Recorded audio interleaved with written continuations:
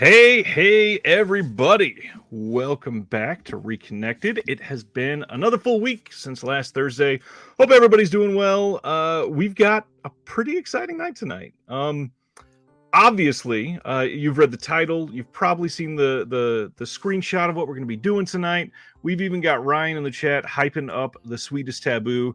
All night tonight, we're going to be highlighting somebody that I've respected for quite some time, and why don't we just bring her in? Here's Erica Schultz from the Unsung Horrors podcast and from the new book, The Sweetest Taboo. Erica, thanks for coming on. Thanks for having me. I've listened to the Unsung Horrors for quite some time. There was even, I probably should have thought of this before we went live. Probably 6 or 8 months ago, where you brought up, I think it was the Arrow box set of the Gothic Fantastico, or I think that's the one. And you said that you pre-ordered after you saw it. And I was like, Erica knows my show. It was crazy. And then I messaged you and said thanks. That was fantastic. So just amazing to have you on here. How's the week been other than crazy that we're going to get into? It's overwhelming. But yeah, first of all, thank you. You know, I'm a longtime lurker. I sometimes chatter. I'm getting really nervous on camera and even in just chat, I'm like, I don't know if I should say anything. And honestly, a lot of times I would just have it on another tab while I was writing. And so anyway, I've, been a fan for a very long time, and it's good to get reminders of like what I need to buy. So, but yeah, this week has been extremely overwhelming. I'm not used to having feelings. So, it helps being dead inside, especially when you're a fan of watching kids get obliterated in movies. So yeah, can't argue with that. The support's been overwhelming. It funded 100% in less than 24 hours. And I was like, man, I underestimated myself and the support that I would get from everybody. And I can't even thank everyone enough who just jumped on board first day and shared it and really seemed to get hyped about it. Zach has Carlson, he's writing the introduction for me. He's the one who ultimately convinced me to write this book. And behind the scenes, he's always been like, Erica, there's an audience for this. And I'm like, okay. Yep. I'm like, yeah, me. I'm like, I'm writing the book that I want to read. And so it was nice to find out that, there are people out there who want a book like this. And, maybe it's not even just me. Maybe they're just stoked that it's, Justin Miller or Haunt Love doing the artwork, which they should be, because I've seen what he's been working on so far, and I'm super excited for it. While that's the case, I think most people that have backed it are backing it because it's you and because this is something that they're excited about. For those that maybe have not clicked the link yet, we're going to be talking about this during the stream, but this is the book that Erica is talking about, The Sweetest Taboo, an unapologetic guide to child kills in film. And if you have not read the description of this and what you would be getting if you back this, which, first of all, we're at an exact even 100 backers at the moment. Let's see that go up in the next, hour or so. We'll check in again in a little while. This is just one of those books that is going to be a little overwhelming because it's like the perfect film reference book. And I questioned it until I heard what you were saying about it. And when you come down here to what is going to be in it, what is in this book?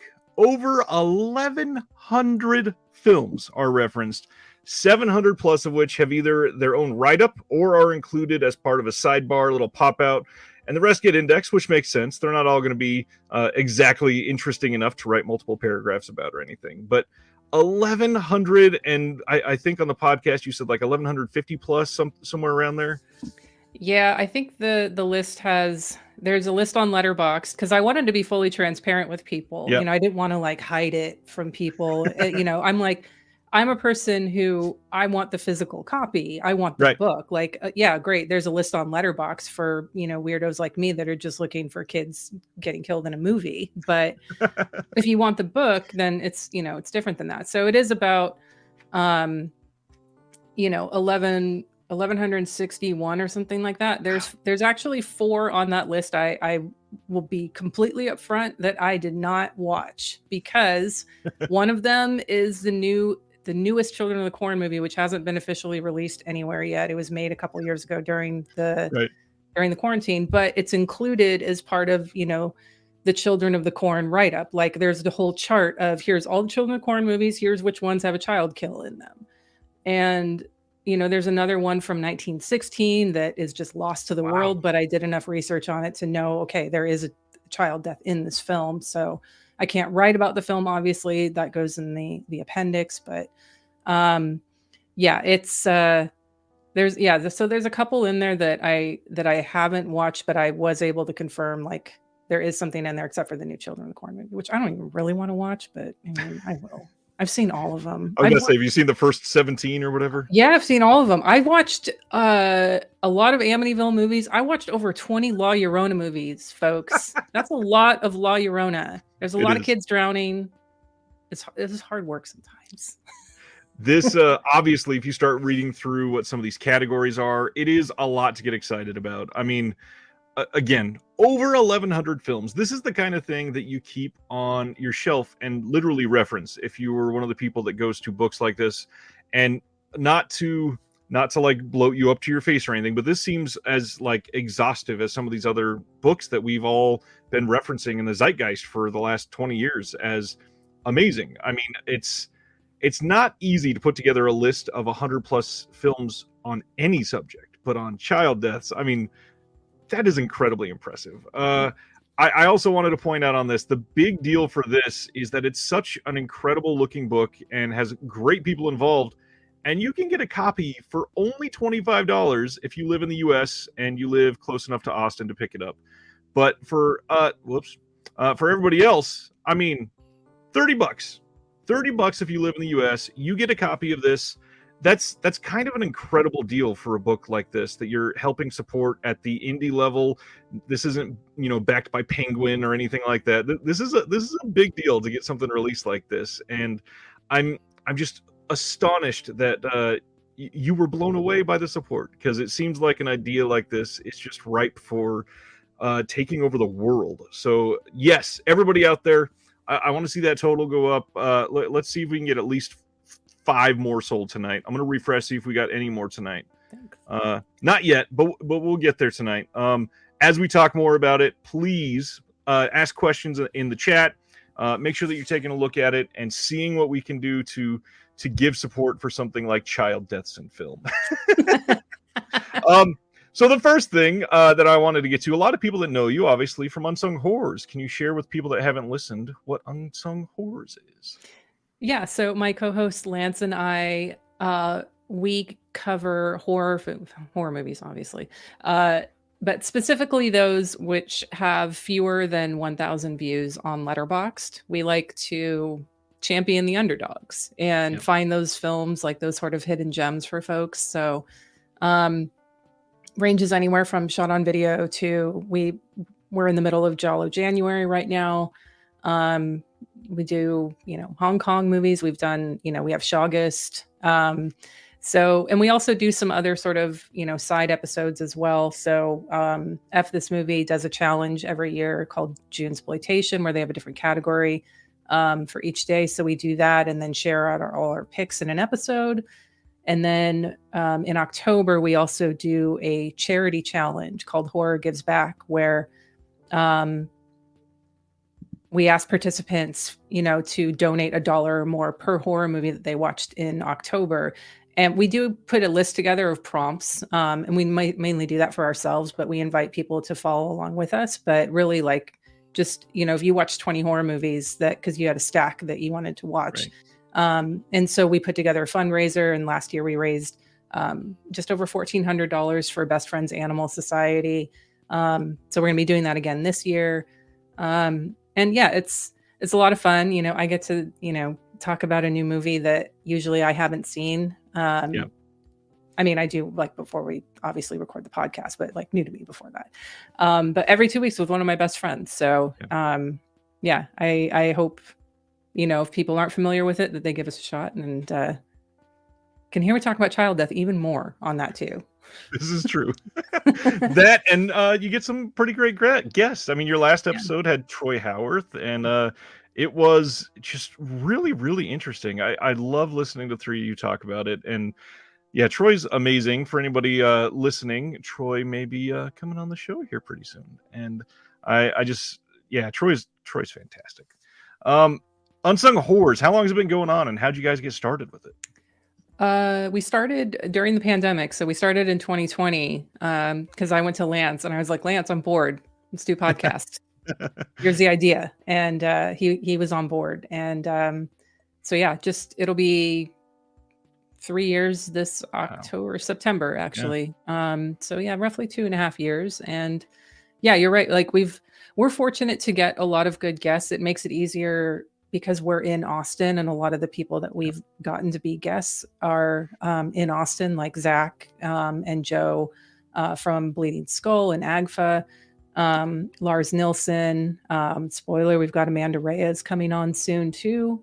Yeah, it's I'm super happy. We've got a lot of other guests this year that I'm really excited about too. So yeah, that's pretty great.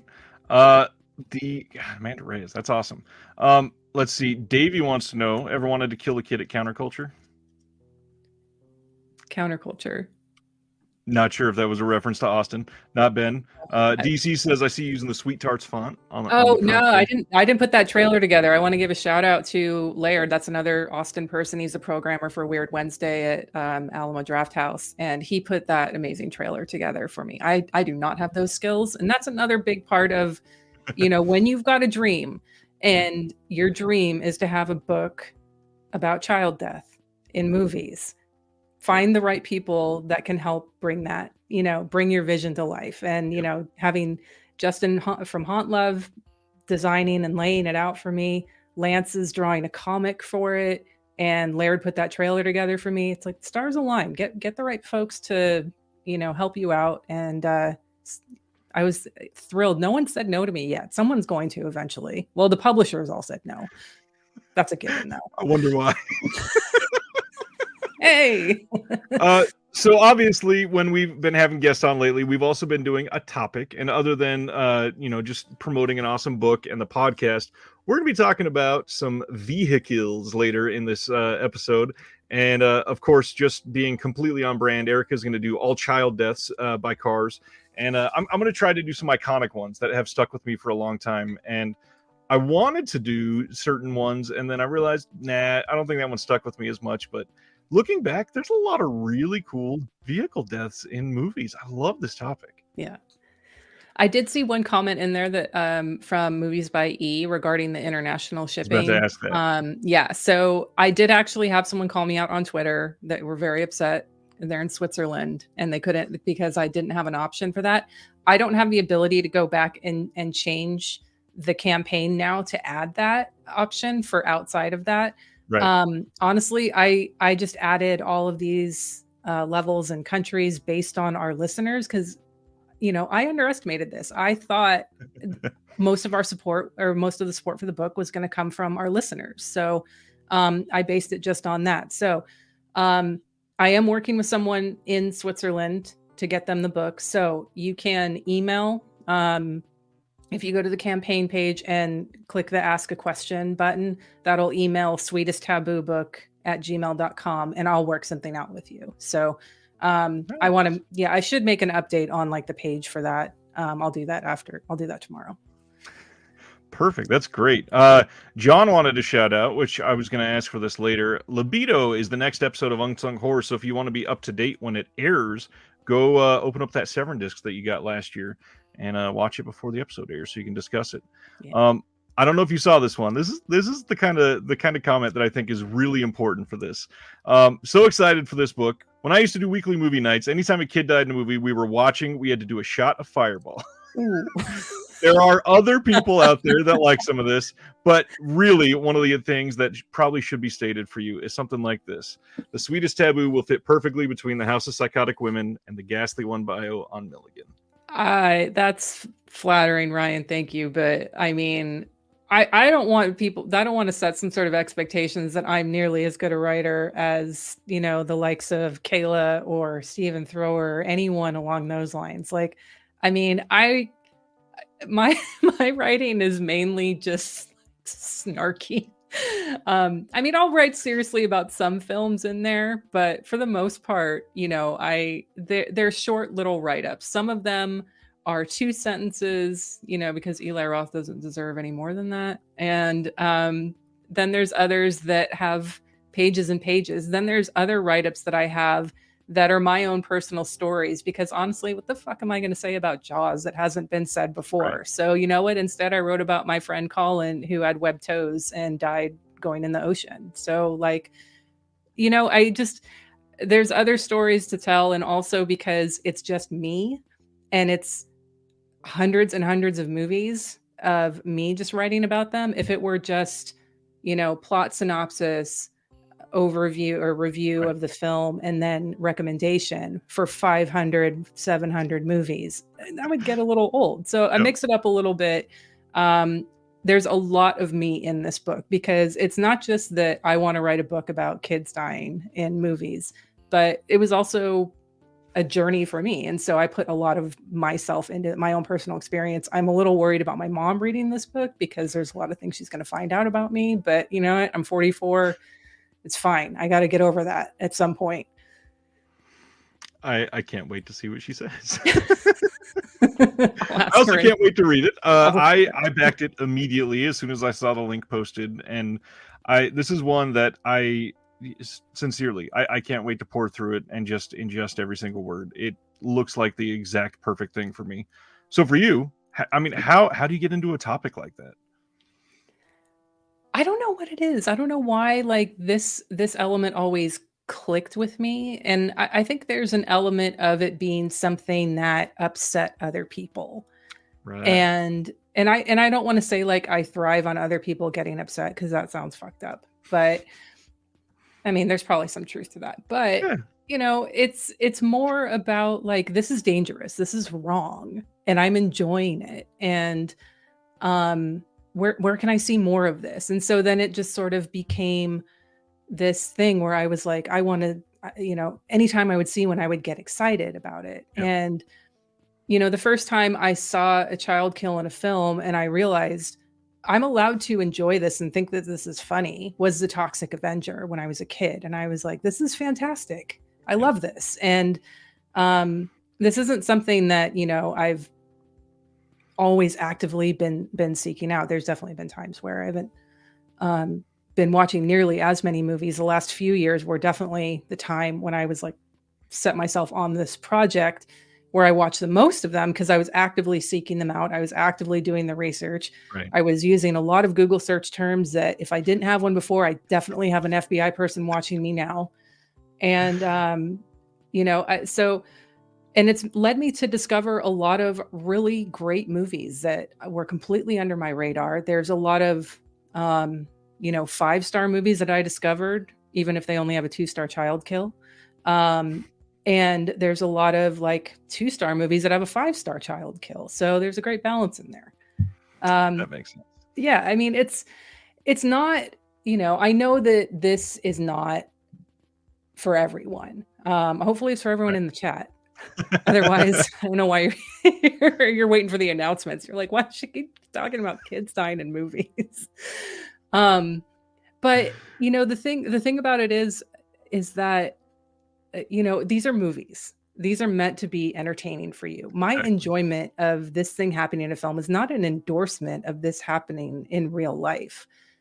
It should be okay for you to have fun watching movies, and people get so hung up on things now. They are looking for things to pick apart and get mad about and say, well, that needs a trigger warning, or seeing all these reviews on Letterboxd where it's content warning, trigger warning, and it's this list of shit. And I'm like, just watch the fucking movie, enjoy yourself, take a step back. I understand some people needing trigger warnings for certain things, but at a certain point, it gets so far beyond the point where you have to wonder, why are these people even bothering to watch a movie if they're just looking for things to be mad about in them?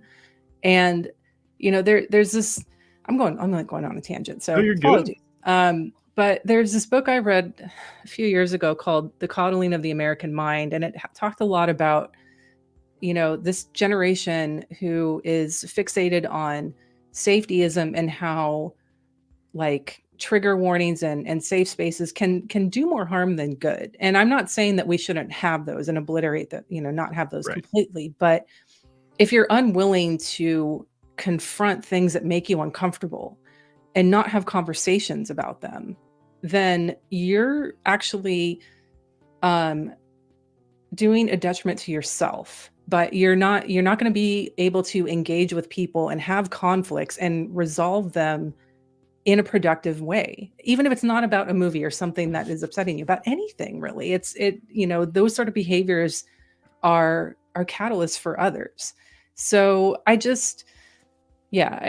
went on I went way over here. Okay, no, it's actually, it makes a lot of sense, and not to pimp out my own stuff, but it actually fits a lot with what I've been talking about on the channel this week, which has been this psychological aspect of films and how much movies can affect us internally, how much we can affect the movies that we watch, how we emotionally respond to things. There's a lot of different aspects of that. And when it comes to the trigger warnings, like, I agree with you. You don't accidentally start watching Cannibal Holocaust and say this needed a trigger warning. Right. If you're, I mean, first of all, it's not showing on like ABC Sunday Night Family Films. And if you're choosing to watch a movie called Cannibal Holocaust, you probably don't need to be warned that there's animal cruelty. It's that sort of thing. There is a fine line between certain things like, a child death in a film, that if you're going to be shocked by that, you probably shouldn't be watching something like Jaws. But the other thing, if it's a movie about suicide and that was an unknown topic, perhaps that could be something that people want to know about before they go into it. So It's just very different.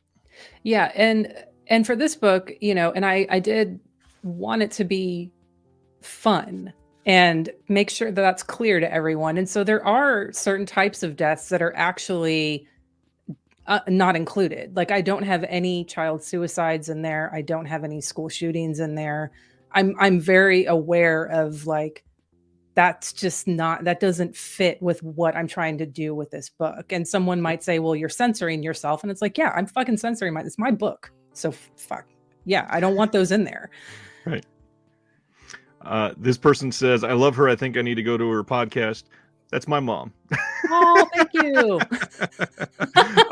Here's a really easy segue for you to answer an easy question. Sardis wants to know, do you break down how they are killed in categories? But then also, if so, which she does, what is the number one way to kill a child in a film? I mean, I hate to say it, but it's the pretty obvious answer. It's guns. I mean, yeah. And after that, there's a chapter called The Hand That Kills, and that's basically the hands-on kills. And so that one has a lot as well, followed by, supernatural kills. So anybody, child's killed by anything. The chapter is called The Police Won't Believe Us. So basically anything where, if you tried to tell the police how this kid was killed, then they wouldn't believe you because it's a supernatural instance. So, but yeah, it's guns. Interesting. Thanks, America. I mean, that's as easy as an answer as that is. Yeah. Spaghetti says, just realized I follow you and Lance on Letterboxd. Bought a copy of the book just now. Keep up the awesome work within the medium. I follow you too on Letterboxd, Spaghetti. Nice. Spaghetti is great, by the way. For anybody that's always been interested in reading other people's reviews, he does some incredible reviews on Letterboxd. I think that's the second time in the last month I've thrown his name out, but he's amazing. I will check in on the campaign again, and looks like we already sold 3 more. So thanks, everybody. Thanks. We'll check in again when we bring it up in the announcements, but keep it coming.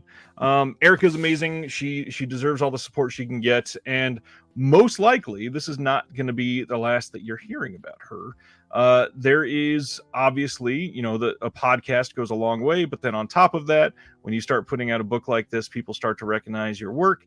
And so because of that, let me share this screen. Erica is also going to be in a lot of people's homes this month because she is on the release of Made in Hong Kong Volume 1. So what did you do for this release? I wrote an essay about the Demon's Baby. It's called Genre Fluidity. And it's all about the blending of genres in that film. And obviously I touch on the child murder in that because that's my shtick. So, But yeah, I was thrilled to get this. I was hoping I'd have my contributor copy by tonight so I could share it, but I didn't get it from Justin yet, so it's okay. Yeah, there's a lot of people getting shipping notifications already. I can't wait to get this in. This box set it looks really fun, and the fact that it's called Volume 1, I mean, bring it on. Oh yeah, I'm super excited for it. I love the Demons Baby, like legitimately. And I'll be honest, the first like 30 minutes are a little bit of a slog, but the second half of that film, man, it brings it. It is so much fun. Nice. Did you guys did you talk about the Demons Baby on the podcast?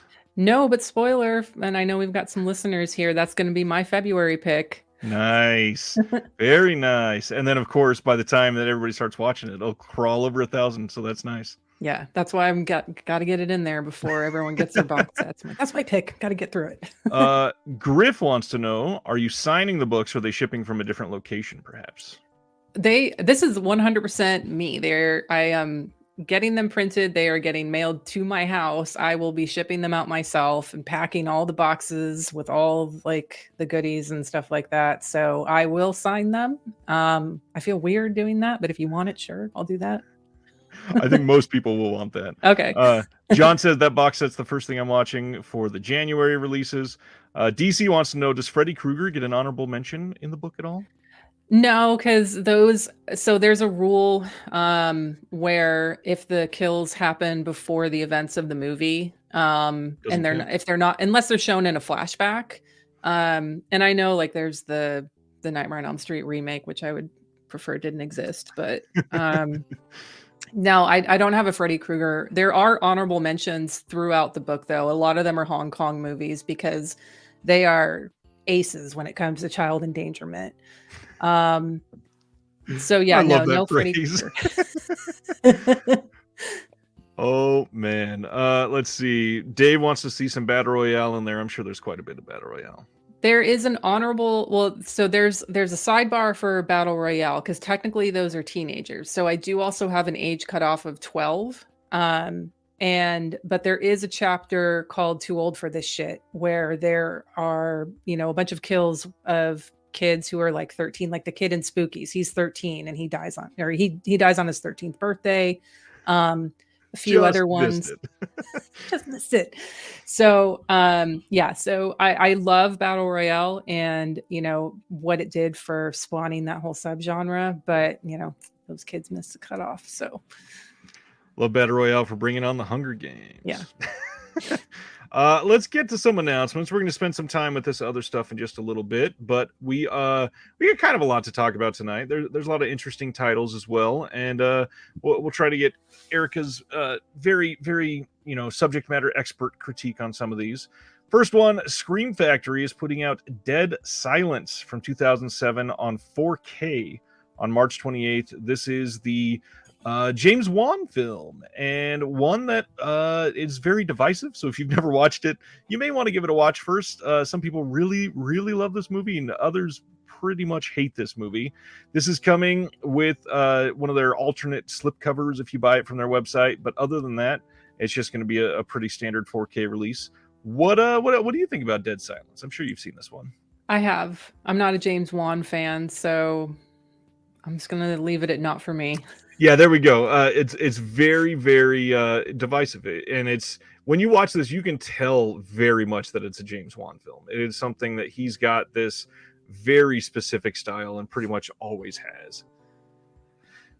Next up from Scream Factory, The Exorcist 3 is coming on 4K on March 28th, and a lot of people nowadays are coming back around to saying this might be the best Exorcist movie of the entire franchise. What do you think of this one? I love this movie. It's in the book. I don't know. I mean, I do love this, but calling it better than the original, right. I think someone could make a good argument for it, and I wouldn't, I'm not going to die on the hill that The Exorcist is far superior to Exorcist 3, but yeah, at least they have good taste in movies if they're calling it's a very different movie from the first one. Yeah, as long as they're not going to the Exorcist what are the prequel Oh, movies? the Dominion. Dominion. Oh my, those are in the book too. Both of those. They both have different types of child kills. So I mean, God, man. Let's see. Stan Geezy says Brad Dourif at his best. John, finally someone who probably hates Malignant as much as me. Do you hate Malignant? I didn't see it because my boyfriend came home from seeing that and he was vitriolic about it. So I was like, I'm not going to see it. All right. Let's see. Well, then the zombie baby from Dawn of the Dead has to be included. It is, yeah. So that's in the Altered States chapter. So I'll count. I won't count a kid who gets turned into a zombie unless they actually get killed as a zombie. Same thing with like vampires. So that kid, the zombie baby getting shot, it is off screen though. So I don't. Most of the off screen kills don't tend to have a write up. If they do, then I have something to say about the film. That makes sense. I guess we got one more good question about this real quick. How did you learn about all these films? Because I'm sure you had a lot of people when they found out you were working on something like this try to help out, give some titles and stuff. Yeah, absolutely. Plenty of people would message me and say, "Hey, Erica, dead kid in X movie at 35 minutes or something like that." So the majority of it, though, is honestly IMDb tags, letterbox searches, things like that. And that's where you get the majority of it. And there's also a website called Cinemorgue, and they have a tag for child death. So I found quite a few on there. And then doesadogdie.com, which I used it for the complete opposite reason that people are using that website for. I have the intro of the book has a list of the most ridiculous things that I found on there that people counted as a child kill. I won't spoil that here. I'll save that for when folks get the book. I love that. And I'm really curious, should we like give a term to the opposite of a trigger warning? Let me look on Does the Dog Die to see if it's something I'm really going to find amazing. I should have come up with my own term for that. Next up from Scream, or I guess this one's Shout Factory, Wanted in 4K from 2008. For everybody that wanted to see, well, that was an unnecessary pun. See bullets, bend in 4K. That is coming March 28th. This is a big deal though. Razorback is getting a US Blu-ray release on March 14th from Scream Factory. This is obviously, it's been available from Umbrella for a little while, but have you seen this one? Nice. Yeah, very nice. Razorback is amazing. Yeah, it's in the book. Razorback kills the baby in the beginning, off screen, but what are you gonna do? Somebody asked earlier, when does the dingo eating the baby come into play in the book? And it's probably going to be in this movie. It's so there is a movie. God, I can't remember the name of it now. You don't have all 1,163 of them? I don't. I know. Can you believe it? Meryl Streep and Sam Neill are in it. But so for the most part, true crime is excluded. But I included that movie because that phrase, "the dingo ate my baby," is just embedded into our cultural psyche now. Plus I also made the dingo is innocent t-shirt. I should have worn it. I should have brand represented tonight. I didn't, but the movie is Evil Angels, by the way. Thank you. Yes. So yeah, that one is actually in the book. Mainly because I have an exception to there's an exception to every exclusion, essentially. Nice. Like my book, my rules, whatever. Exactly. That's all that matters. Next up, another big deal. Scream Factory somehow wrestled away the license to get Dr. Giggles coming in Blu-ray March 21st. And this is one that people have been clamoring for quite some time. This had a German release and maybe a Spanish release, but I think Spain is a little iffy on if it's legal or not a lot of the time. So this one is finally coming. Curious to see how good this one looks. Have you seen Dr. Giggles? I haven't seen it since it was in theater, so wow. I'd like to revisit it. I remember enjoying it, but it was a very long time ago. I already said how old I was. That's fine. Yeah, Dr. Giggles. This is we just missed. They should have done it last year. It's a 31st anniversary that is coming out now on March 21st. Next up, Streets of Fire. Genuinely incredible movie. Love this movie. This is coming on 4K from the Shout Select line. yet another one of the Shout Factory upgrades. Are you somebody that's super deep into 4K? I'm not. I tend to be someone who's like, if I have it already, I have the steelbook for this. I think I don't own many steelbooks, but I have it for some reason. But yeah, I'm no, not really. I'm like happy if I'm more focused on like special features and stuff like that. So, Yeah. once did they release special features on this one yet? This is the one that they're doing their classic. We Oh, they're are just working rehashing. on it, I believe. Yeah, final Okay. extras and specs will be confirmed at a later date. Okay. I mean, if there's something new on there that I'm really interested in, then I might pick it up. But um, I haven't transitioned into the 4K game yet.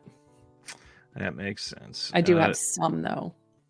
Yeah. Shout Factory is notorious, obviously, right now for doing a lot of these in 4K that they either just put out on Blu-ray or they're not putting out a whole lot of new. But this is actually kind of a decent month from Shout Factory, so I'll try not to shit on them too much right now. Yeah. Next up, they are putting out Sorry, Wrong Number from 1948. This is with Barbara Stanwyck and Burt Lancaster. And this is one that is genuinely a pretty great movie. Kind of surprised that this is getting the whole Scream Factory treatment. I almost expected this to come from Paramount themselves. For those that are perhaps importing, this was also released by Indicator a couple years ago. I think this was like one of their first 10 titles. Have you happened to see this one? I haven't. I'm very excited for the release though. Is this the one that has Sam's commentary on it? Or am I thinking of a different one? I don't think anything was announced on this one yet. Okay. Okay. There's something else in like this week's announcements that has her on there. But Yeah, I mean, I'm Sam's, excited about she's this on a anyway. Kino release, I think. Okay, cool. Yeah. But yeah, Barbara Stanwyck, Burt Lancaster. Yeah, count me in. I'm there. Yeah, this is going to be a great release. Next up, they're putting out a pretty interesting Richard Pryor movie. This is Critical Condition from 1988. This is getting nothing on the disc. They've already finalized. This is just coming as a super cheap, just get this film out type of disc. I don't think I've seen this one. Were you ever super into Richard Pryor? Sure. Yeah, of course. I have it's a band called High on Fire that has a shirt with his face on it and fire on his head. No, I like him. I probably won't pick this up though. That makes sense. Let's see. The radio play of Sorry, Wrong Number is supposed to be fantastic. Nice. DC, if this is the same version put out by Imprint, I'll skip it. Terrible transfer. The sad thing is, it probably is the exact same transfer because Paramount has not been doing great with their transfers recently.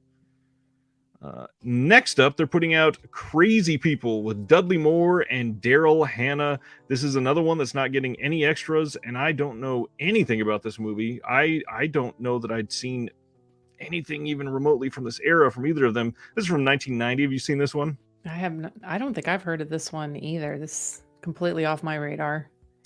I was never a big Dudley Moore person. Daryl Hannah's fun in a handful of things, but yeah, Dudley Moore is always kind of just eh. Yeah. All right, now we get into some of the super fun stuff. This was last Friday's VSL announcement from Vinegar Syndrome. This is coming as the Vinegar Syndrome Labs #1, even though it was the second one that they announced. And this is Kuruku, Beast of the Amazon from 1956. And this transfer at least looks really, really great. This is from Kurt Siodmak and good looking 2K transfer. We got John Bromfield and Beverly Garland in this one. This has an archival video feature with the writer and director and a new commentary track with Barry Forshaw and Kim Newman, just like was on the other one that they announced. Any thoughts on a film like this? I'm super excited. It's in my no, it's already been ordered to my subscription. So nice. Yeah. These two VSL titles were pretty damn interesting. The first one was a little more appealing to my taste. This one is a little less so, but I really like the way that they're going with it, and it makes kind of perfect sense. This is something that is not surprising from them, and the way that they hyped up VSL, I was thinking that it was going to be much more experimental. This seems just like Vinegar Syndrome kind of going a little like Criterion almost. A little bit, yeah. Let's see. Davey says this one has been extremely rare, and yes, it has. This seems like it's playing up the beast that we won't see until the last 5 minutes. Yeah, this is one that looks certainly pretty interesting. And then they also announced, as part of their VSA line, Undeclared War. Now, this is the first announcement of the week that is really damn exciting for me. So this one, I'm going to go into a little bit more detail. The synopsis for this one: after a Polish diplomat and his family are murdered by a radical terrorist organization, CIA agent Gary Redner tracks the violent extremist group to Hong Kong on a personal mission of revenge. Once in Hong Kong, the rough and ready Gary is reluctantly partnered with by-the-book Special Branch Inspector Bong in order to track down the terrorists before their next horrific attack. While the two men do not see eye to eye professionally nor culturally, they must put aside their personal differences and work together in order to take down the terrorist organization, as well as the group's mysterious and ruthless leader, known as Hannibal. Now, what's really cool is that Ringo Lam directed this, and Ringo Lam is always a very bloody, super violent director, and this is got quite a tinge of neo-noir on it, and this is one of the Hong Kong productions that has a mix of a whole bunch of people speaking their own languages, no matter where they're from, and it's listed as a Cantonese language soundtrack, but it's not just Cantonese. It's everybody speaking their own language, and that's because there's no dub. They were just able to go out there and do this the entire time. This one has a brand new commentary track with Sam Deegan. And this one also has a new interview with Vernon Wells and a new interview with the composer Noel Quinlan. And obviously, you were into these Asian titles. Have you seen this one previously? Yeah, actually, Sam tipped me off that there's child kill in this. So Nice. this is in the book. I can completely vouch for this film. It's great. It's can't wait to get my copy. Yeah, I don't think I've seen it. What year did this come out? It was like 1990. Yeah, 90. So I probably saw this around 2000 for the last time. And I can't wait to see this scanned. And there are so many people that are seeing a lot of these for the first time that don't realize how bad that first wave of Hong Kong titles coming to the US, those transfers were garbage. And what we're getting nowadays is like pristine 4K basically compared to what we used to get. And this one is probably going to be mind blowing. Yeah. Can't wait. Let's see. DC, I was rather surprised by that trailer for Undeclared War. It looks pretty entertaining. It is. It's Ringo Lam. It's pretty great. Can't go wrong with Ringo Lam. Always ready for... Look at that. Everybody's loving Ringo Lam. Yeah. Next up, another pretty damn exciting announcement. Kino is putting out Lock, Stock, and Two Smoking Barrels from 1998 on 4K. This gets a brand new HDR Dolby Vision Master, but this is the classic Kino. Hey, we're putting this out someday. We'll let you know eventually when it's coming. So yeah, we don't know anything other than it's coming soon. I feel like this may come out sooner than later because I think this is going to be one of those ones that they hang their next agreement on a little bit. So I wouldn't be surprised if this was out before the end of summer, but I wouldn't necessarily count on it. Next up, we got your book. Hey, so me. I think it's time. Let's go in and check what is going on with the numbers. And everybody else, if you have not looked into the site, I'm going to try to ask a few more leading questions about the book. So I don't think you answered. Do you happen to remember like the first time you saw a child death in a film? First one I ever saw was Jaws. I was 6 years old at a sleepover, and we saw that. And my mom was not happy when she found out I saw Jaws. I imagine not. So, yeah, that was the first one I ever saw. And, you know, it's like I remember that more than my first kiss. Isn't that just like therapeutic? I love that. That is such a great way to lead with that. The book itself, we've got 1,150 plus, movies that are logged for this. Are there any that perhaps people that have not seen some of the classics would be surprised that it be in there? Maybe something that's not like a horror film. Maybe it's something that's more just a more mainstream film or a drama. Yeah, I think, if folks are following me on Letterboxd at Hex Massacre, I just posted one yesterday and I got a few like, oh shit, for Gone with the Wind. It's a dead kid in that movie, folks, and it's in the book. And right alongside Tim Ritter It's like, what book are you going to get that's got Gone with the Wind and Tim Ritter in it? So, yeah, Gone with the Wind.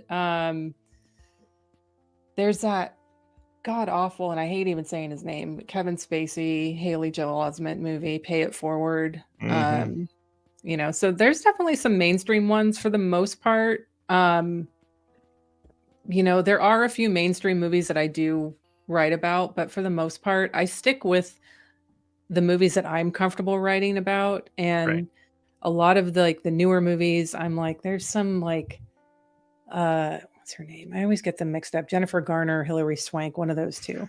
One of them has her mommy gets revenge because her daughter was shot movies or something, or tough. I got my tough girl movie. It's like Peppermint or something like that. I was like, okay, fine. Confirmed child kill. Watch the movie. Stick it in the appendix. Moving on. I'd rather write about this, Tim Ritter movie or whatever else. So for the most part, a lot of the attention is dedicated to, to genre films, and mostly a lot of the older films, because that's what I want to write about. That's what I want to read about. And so, some of the best advice that I've ever been given, even when it pertained to the podcast, was create the podcast that you want to listen to. Exactly. Same thing with a book, write the book that you want to read. And it's I don't want to fucking write about some straight to Netflix movies. I watch so many Netflix movies that I was just like, this is just stupid and awful. I don't have streaming. I had to go to my friend's house to watch a bunch of stuff. So yeah, I refuse come over and watch some kids die. Yeah, I was like, I need to come over and see some kids die in these movies. Thanks. So, but yeah, I had to do that a few times. The library was a huge help. I know Josephine, she pops in here quite a bit. She said she works at a library, and I use my library a lot to get them. There's a movie called Susan Slade, which is beautiful, beautiful cinematography. Gorgeous film. I didn't really like the film because the girl is whiny entitled brat, but she has a baby, and the toddler lights itself on fire. It doesn't die though, so it's honorable mention film. But it's this classic film with well-known cinematographer, and it's gorgeous. Anyway, so there are a bunch of mainstream films in there. Sorry, another tangent. We're all about tangents. Come on. Sardis earlier asked one that I was curious. Is there any sci-fi alien babies killed in films? Alien babies. I would have to. Oh God, that's a long chapter. Not that I can think of offhand. There might be one. You said Alien. The first thing I thought about was Alien 3, because Newt dies at the very beginning of that. Alien babies. Not that I can think of. The closest would be the Dawn of the Dead baby, but that's it's a zombie baby, not an alien baby. There's not too many sci-fi movies. I was about to ask that. Yeah, there's this one movie called Mars that's a Total Recall ripoff. It's not good. I'm not recommending it, but it's not an alien baby, but it is a baby, but in a sci-fi film. So, not too many of those. There could be an expanded edition down the road. So, I do have, like I mentioned, I do have the list on Letterboxd with all the films that are in this book, and then I created a supplemental list for anything that I missed from the book, because I know I didn't get all of them. I know that there's some out there I did not get. And so if anybody finds any, and if they look on the actual book list, sorry, it's almost 1,200 movies on there. You got to look through. They're alphabetical though, so you can find it easier. I have the supplemental list linked on that list, so you can go there and comment and say, hey, and someone already did that. And I was very thankful for them to do that. And someone already tipped me off. John told me about Megan. There's one in there, so I was like, all right. Interesting. Final Destination 2 got to be in there. I'm sure it is. That's a teenager. Oh, well, yeah, he's over 12. That makes sense. Yeah. It is a great one though. Getting bifurcated. There's a good bifurcation in Skin Deep. The Gabe Bartalos. Oh, yeah. Severn, they put that out. Jake says, Thomas J's My Girl, my first child killed that I remember. I'm sure this gets a pretty big shout out. The Coupe de Grace Pet Cemetery. Stephen King has 10 pages in this book. Wow. I mean, it could be different after Justin is done like arranging Right. everything, but as I turned it into him, Stephen King kills a lot of fucking kids, y'all. Interesting. DC says half the cast of Sleepaway Camp. I'm sure a lot of those are teenagers, sadly. Yeah, but that one actually does count, and all because there's a boating accident at the very beginning of it that kills a child, so that's technically a vehicle. Somebody brought up The Good Son, and I'm going to bring up the Good Son versus Mikey. I'm sure you've seen both of them. Yes. How do you feel about those two? And which one is the one that people should be watching nowadays? Mikey, hands down. I hate Macaulay Culkin with passion. I can't explain why, I just do. But Macaulay Culkin, I think I saw another question pop in there about what kid got killed the most. It's Macaulay Culkin. He died 3 times actually, Mark Lester. No, he didn't die in that one. No, I'm going to go with Macaulay Culkin because he died in The Good Son, Jacob's Ladder, and My Girl. So, you've got 3 right off the bat there. But Mikey, I like Mikey. I think it's stupid fun. And, I like kids that are straight up evil like that. And I know Macaulay Culkin's straight up evil in that, but like him later in life and like his current existence, I think has tainted what I don't even want to watch his older films anymore. So let's see. Sardis also wants to know, are they predominantly United States films? For the most part, yeah. But I mean, I think a lot of that has to do with, accessibility to films and, having to rely a lot on other people having seen the film and tagging them and finding them that way.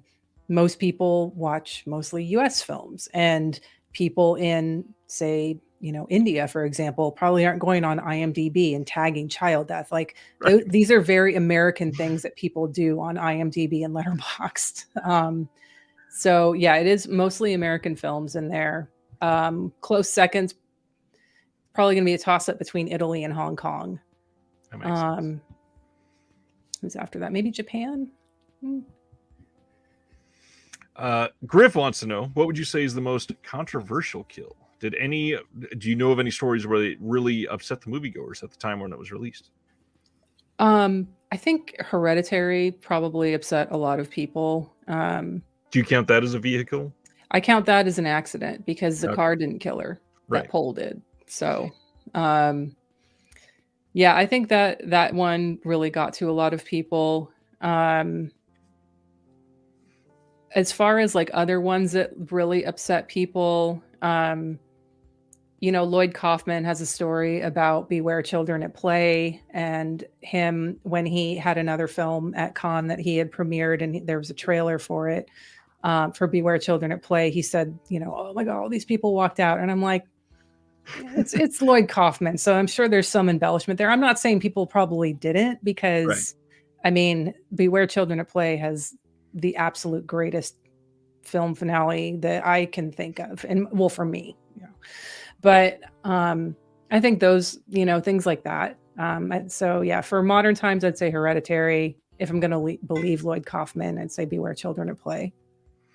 He's probably been living off of the headline of people walking out for that for years. Oh, for sure. Yeah. He's probably, that number was maybe it was 2 people, and 20 years later, now it's 200 people. This is very true. That's very Lloyd Kaufman. Again, for anybody else, the link for the book is in the description below. Indiegogo, you hit the goal in, it was like 22 and a half hours. Just astonishing.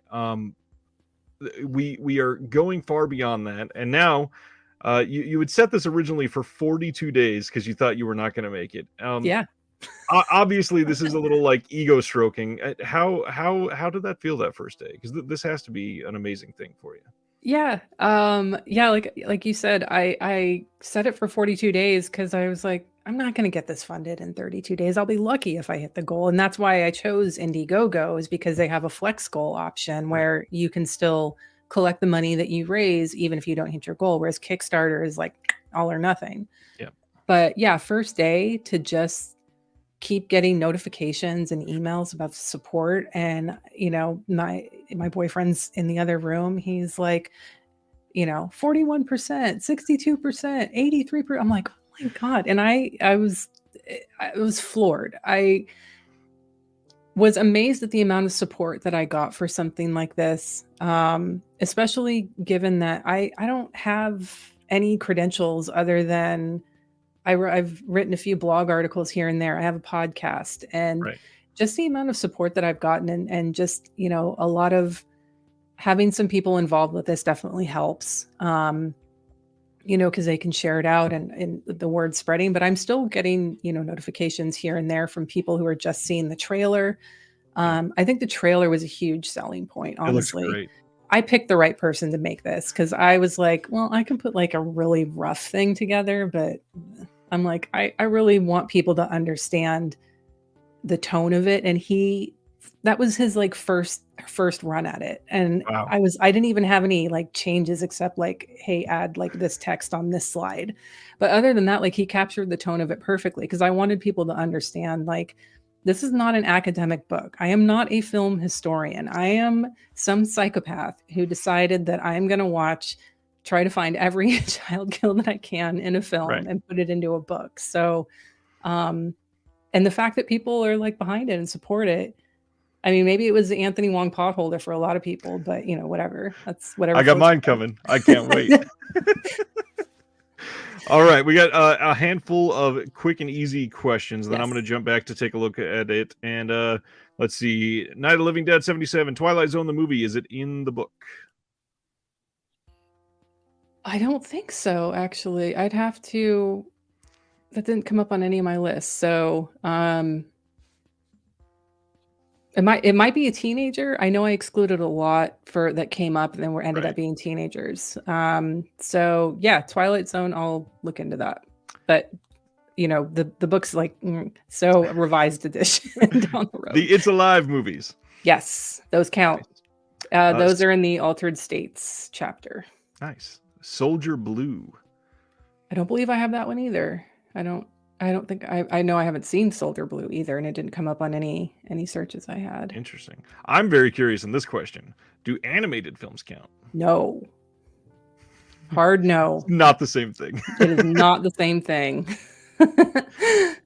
Oh man, so I'm going to run through the Indiegogo one more time for everybody. And again, link is in the description, or you can go on Indiegogo and just search up The Sweetest Taboo and it comes right up.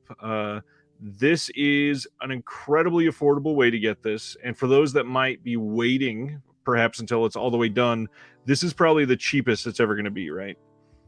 Yeah, I mean, not by a huge amount. Like I'm still want to make it affordable to folks. Right. But yeah, it's going to go up like $5 when I'm selling it by myself.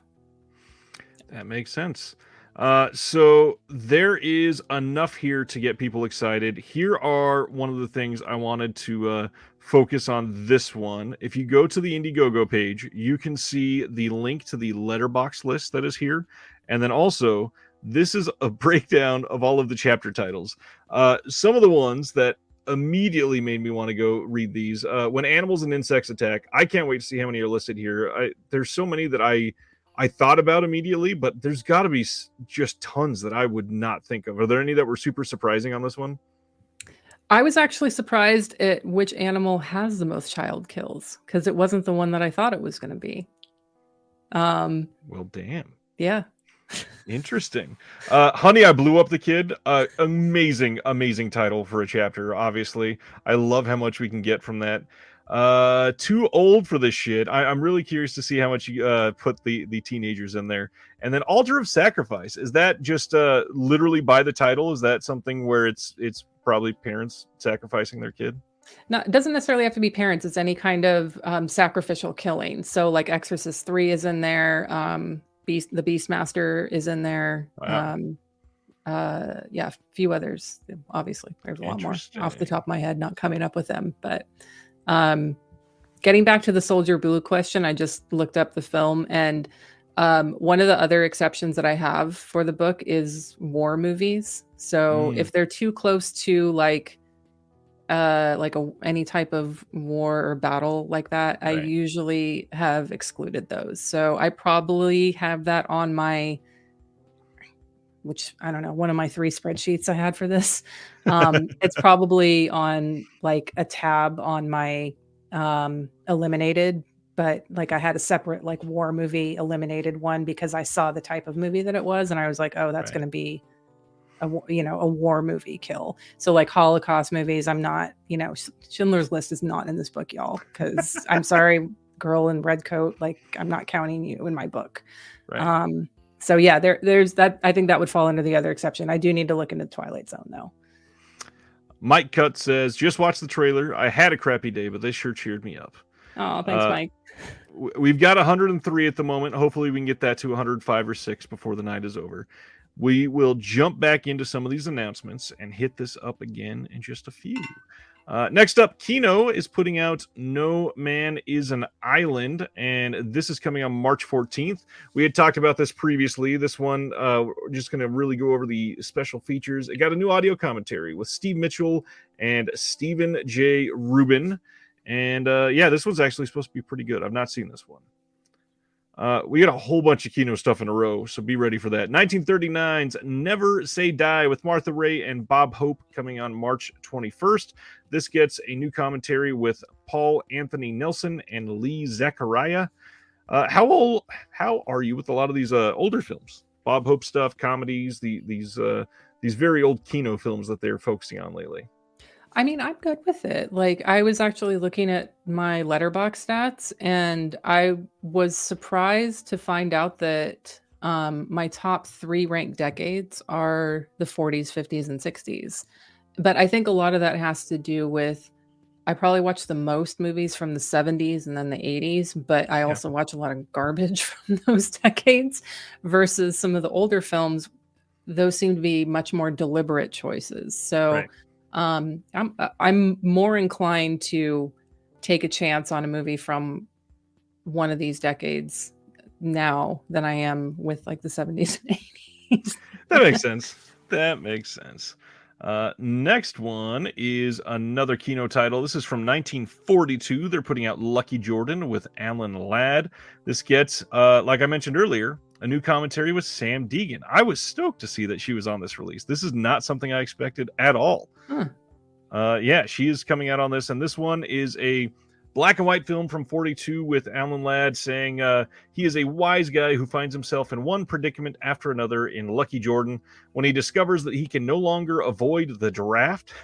A self-serving New York racketeer fails at his half-hearted attempt at military life. He goes AWOL, stealing a car that happens to contain a briefcase full of valuable military plans. What follows is an escapade filled with Nazi spies, espionage, assassins, saboteurs, and a beautiful member of the WAC determined to reform the gangster. Stoked. I did not expect to see her on a release like this. Yeah. John says Sam Deegan commentary equals an instant buy for me. Same. Next up is another Kino. They're putting out Has Anybody Seen My Gal from 1952. This is a Piper Laurie, Rock Hudson, and what was that word? Rock Hudson and Charles Coburn joint. Rock Hudson is pretty much always fun. This is yet another one where they have not announced the date, unfortunately. Let's see. Stan throwing out Martha Raye was a Spitfire in her day. Check out Hell's a Poppin'. I've heard a lot of great things about Hell's a Poppin'. Next up, this one. Dead Vision Productions, which the guy behind this is a Lucky Cerruti, who I've had on the channel before. He is an amazing, amazing person, has directed a couple shorts and done some really fun stuff. He is the guy behind Dead Vision Productions, and they are going together with another production company that is the name's not in here. It's out of there it is. I think it's Holocaust Production. I believe they're out of Germany, and they are putting out the Swabian Sawmill Massacre and its sequel from 2015 and 2019. This one does not look great, but they are putting out a very limited 50 copy Blu-ray at their website. I also wanted to point out, when I looked these up, the first one I believe was only like 22 minutes. So these are not full-length films. I can understand why they're putting out both on one disc. How do you feel about a lot of these Z-grade, no-budget horror things coming out in the last 20 years? Last 20 years, I mean, yeah, I'm pretty forgiving when it comes to like low budget if the sincerity is there. Yeah. And I don't know what it is, but I feel the sincerity more when it's shot on video from the 80s. But yeah, I'll just leave it at probably not for me. The 80s and early 90s was shot on video. It felt like it was a little more of a like still an amazing thing that we could do this at home ourselves, and they actually went, wow, we can try this. And now it's, oh, everybody has a smartphone and we can do a version of this, and it doesn't work all the time. It doesn't feel as special to me. So I mean, I'm not knocking it. I mean, I haven't fucking made a movie, this person did, so good on them. But yeah, it's probably not for me though. It is for 50 people though, so good for them. Let's see. This is one that I don't usually talk about on the channel, but I wanted to throw out there, that sovhorror.com, which I might be able to get this out of the stack. Just get a couple. Let's see. This is, gotta find a cover I could show. Let's see. Just got in Blood Orgy of the Leather Girls from them. And then Happy Holidays, another Santa Claus horror film. They do some fun stuff, but they are putting out the Todd Sheets Misty Darkness release from 1988. This is the Lost Shot on Video movie from Todd Sheets, and it's the first ever Blu-ray release from this company, so that's kind of cool. You might want to get in on the ground floor of that. That is going on sale on the 13th, so you can buy this starting tomorrow. Todd Sheets, have you seen anything from Todd Sheets? Oh hell yeah, I've seen too much from Todd Sheets. That's what I expected. God bless Todd Sheets, but man, it's a test of endurance. And honestly, like, Todd Sheets on Blu-ray feels wrong. Like, I feel like every Todd Sheets movie should be on just some like dirty, dusty DVD. But yeah. I mean, or a VHS you have to wind up yourself first. Yeah, I mean, but however it gets to more people, I'm happy for him. If Todd Sheets lost shot on video, I haven't seen this one, so I'm in. Yeah, it's pretty interesting. As soon as I saw it, I knew that some people would like this, so I'm glad that I posted this. Next one, the John Wick. I'm so confused by this. We have a fourth John Wick film coming in just a few months, and they are putting out a 3-film steelbook collection at Best Buy next month. Why are we doing this? Like, obviously the answer is money, but come on, this is such an old, tired thing, and the fact that we are still getting exclusive releases from a company that is constantly reducing their physical media section is still an embarrassment. Yeah, this seems very wrong to me. I would much rather that they focus, some energy. Well, obviously Best Buy wouldn't release this, but there's a movie called Tarkin and the Blood of the Vikings, which is a Turkish sword and sandal film, which is like the original John Wick, because like his dog dies and he goes on a vengeance quest. I would rather that be on Blu-ray than this 3-set box when there's another one coming this year. So they'll probably release another box set. Give me a Tarkin Blu-ray. I don't need this. Yeah. We obviously are going to get many more releases. John Wick has been very exploited on the release front over the last 5 years. You're probably going to get multiple box sets. Plus, there's this spin-off show or whatever. This is going to be crazy. That's too much. All right. This is one that a lot of people are interested in. The brand new film, The Fabelmans, from a little-known director named Steven Spielberg from last year, is coming out on 4K and Blue. An odd thing here, they don't have an actual finalized release date yet. They're just saying in February. I have a feeling that they're waiting to put some of the Oscar branding on it when they see if this has been nominated and what I'm going to be honest, what it has been nominated for. That way they can put a final date on it. But this is going to get a full Dolby Vision HDR version of the film. Dolby 7.1 track, not Atmos. And then there's a couple featurettes, a personal journey of the Fabelmans, a family dynamic featurette, crafting the world of the Fabelmans, and that looks to be it.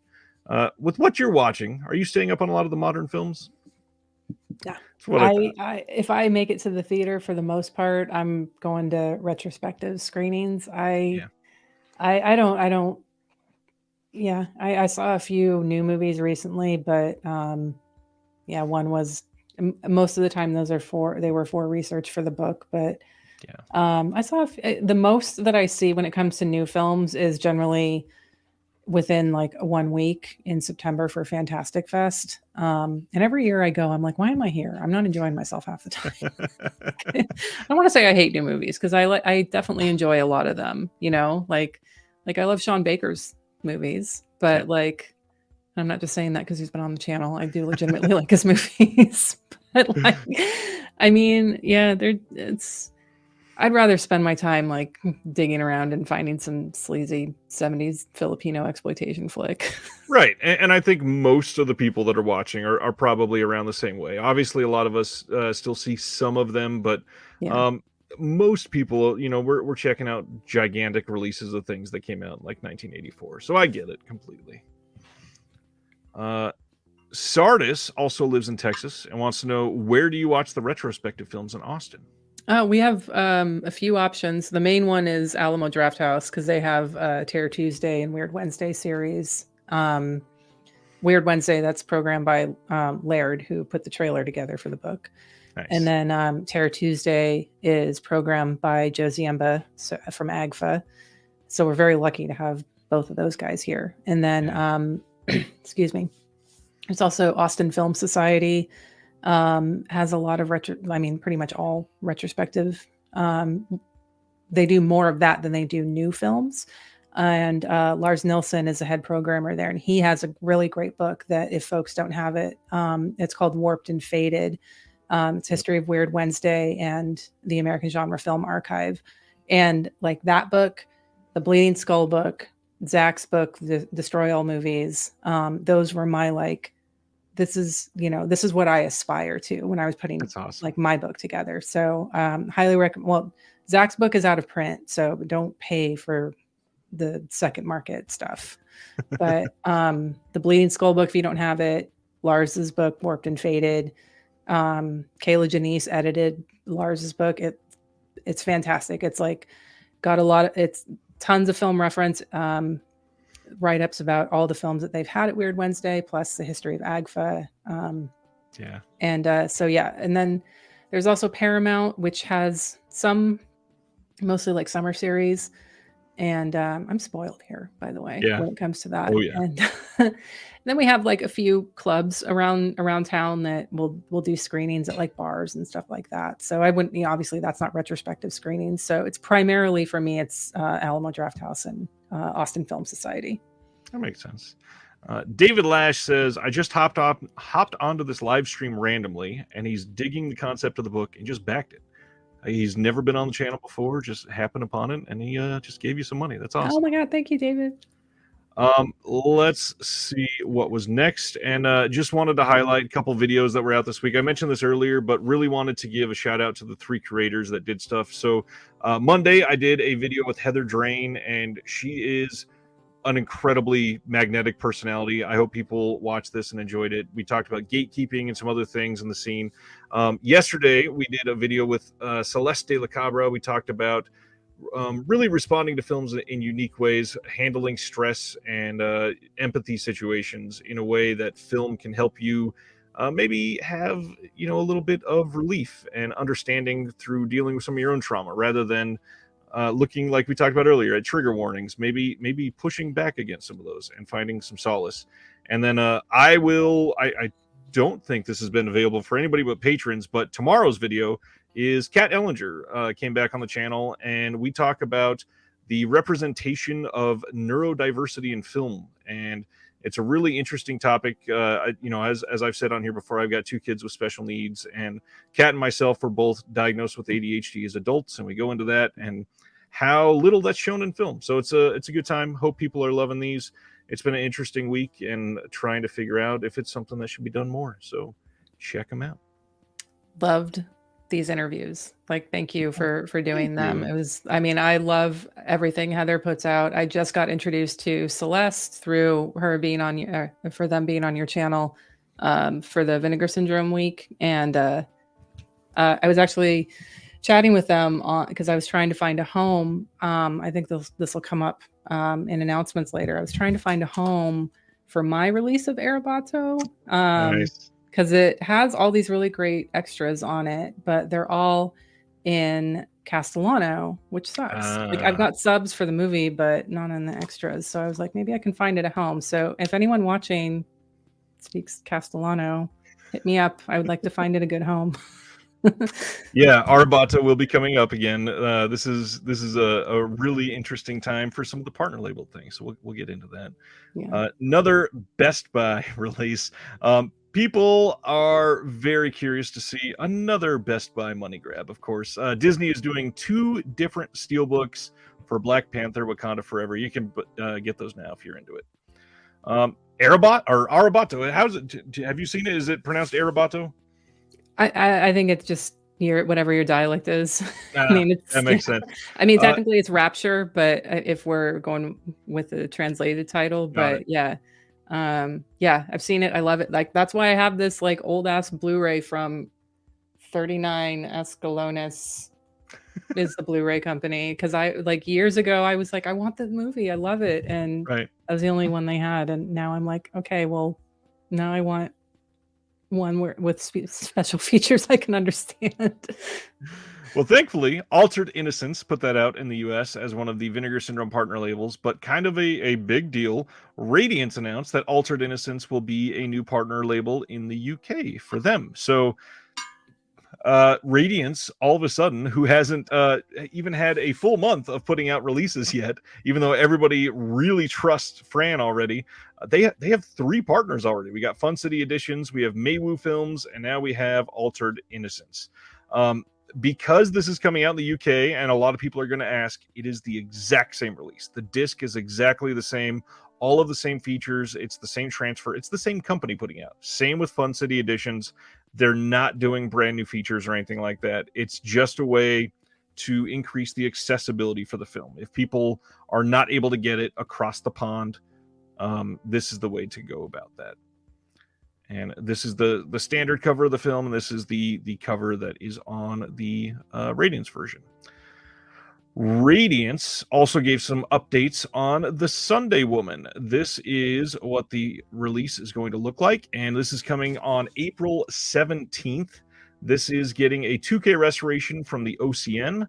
We have the original mono. We have a new interview with academic and Italian cinema expert Richard Dyer, who looks at The Sunday Woman. There is some archival interviews, and then a new interview with Giacomo Scarpelli, I hope that was correct, and probably not, who discusses the life and work of his father, Furio Scarpelli, and his writing partner that was involved in some of this. And then there is an archival French TV interview, and that appears to be it. This is coming out in the US, Canada, and the UK. So this is one that pretty much anybody can get their hands on. Radiance, are any of those titles excited you yet? They've announced some pretty interesting things. All of them. I mean, this one I'm stoked on. Big Time Gambling Boss. Yeah. There's another one that came in like their first slate. It's not out yet, but Man on the Roof. It's a really great Swedish thriller. So when that one comes around, I definitely recommend folks pick that one up if they can. There is a Franco Nero box set coming in, I think it's April, and oh man, some of the stuff that he's teasing, like I am astonished that he is just coming out and so far seems to be batting 1,000. Everything just looks to be incredible releases that people are either going to discover for the first time, because a lot of them have not been able to be seen literally anywhere, or they're things that people haven't seen in decades, and they're just going to be flocking to these releases because they look great. Yeah.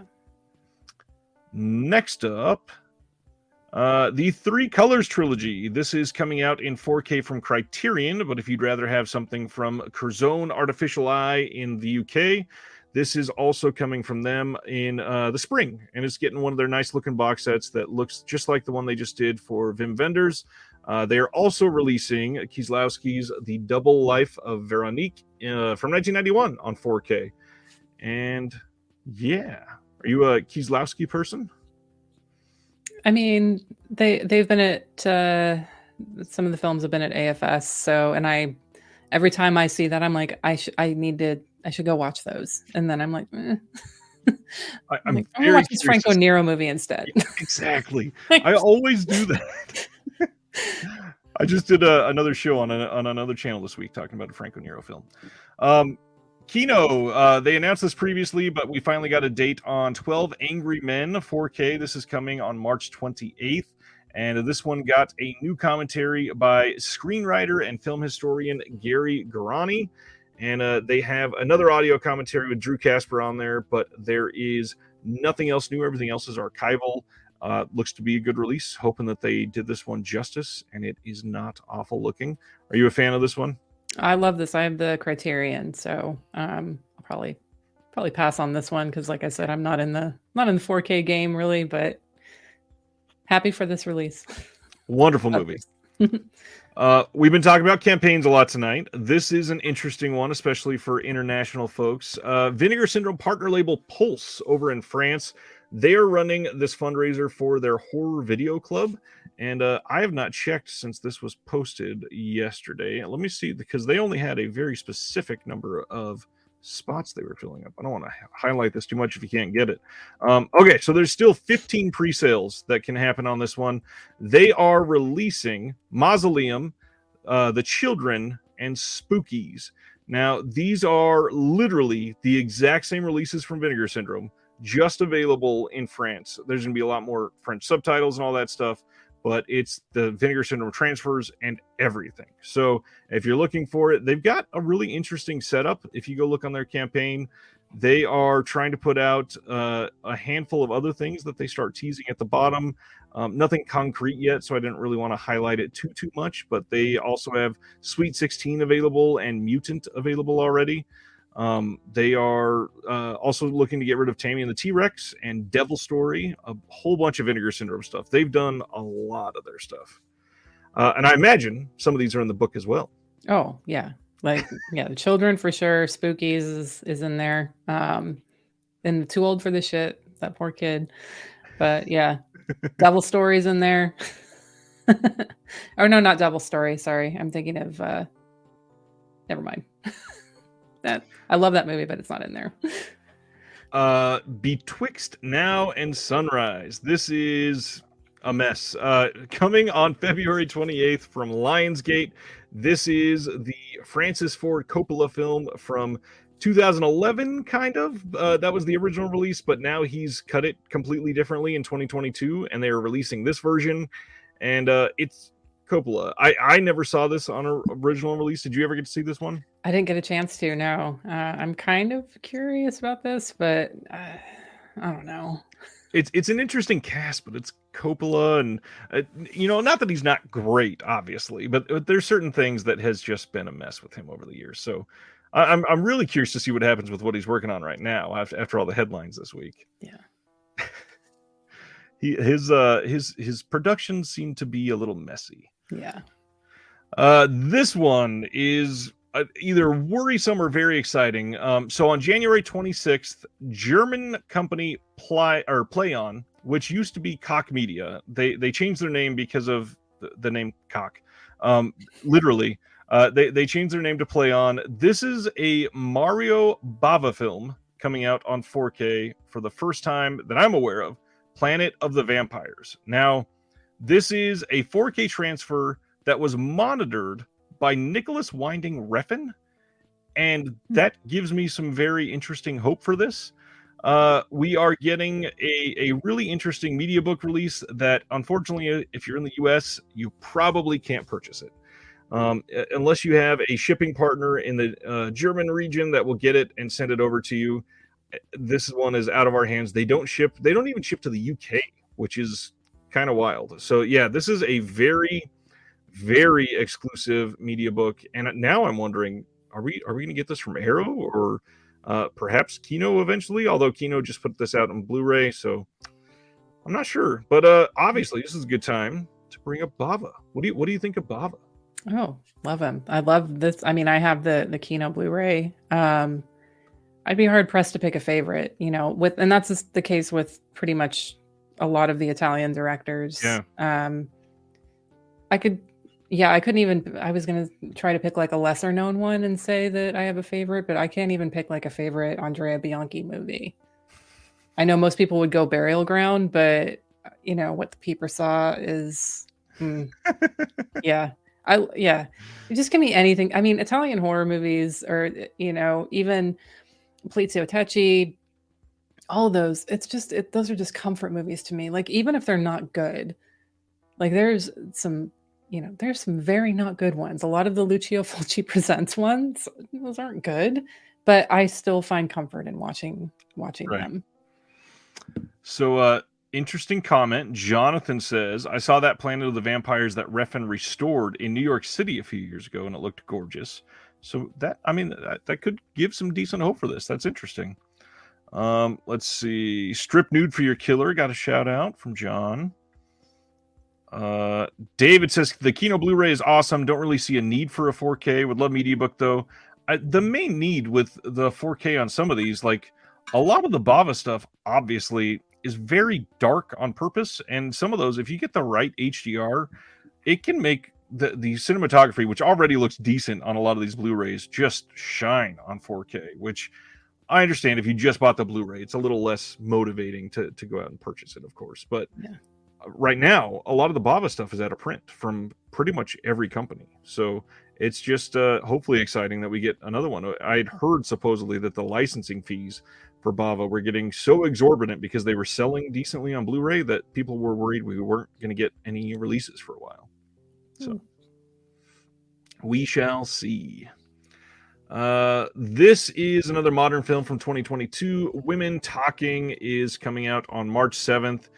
Pre-order is up on that one. Then we've got this late night announcement from Umbrella last night. Repo Man is coming on in March at some point from Umbrella. This is not a 4K release. This is just another Blu-ray release. This is probably coming from one of the other scans from another company. Umbrella usually doesn't do their own scans. They just they get given the transfer from the studio.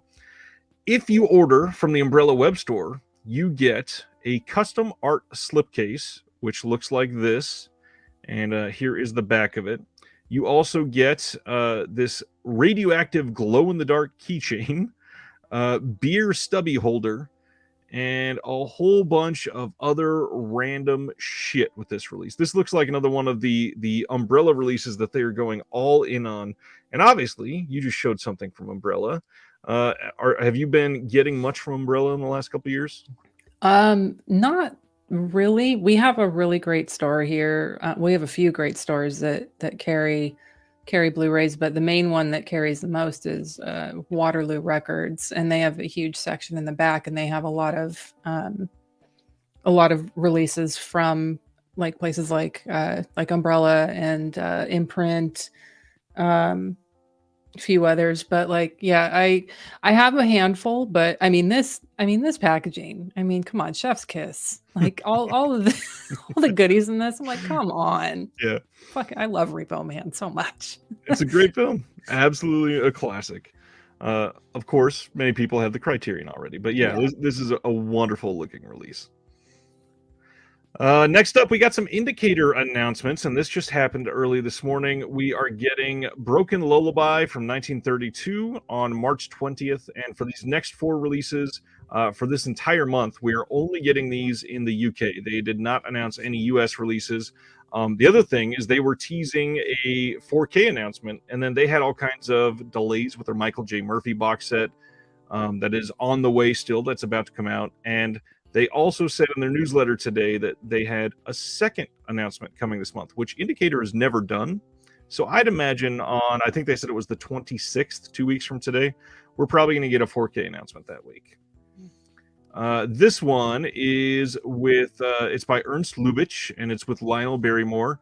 And this has all kinds of great looking stuff on it. They've got a whole lot of archival features on here. And then there is an essay on Broken Lullaby and Francois Ozon's 2016 film France, comparing their different cinematic approaches to adapting Maurice Rostand's 1930 play.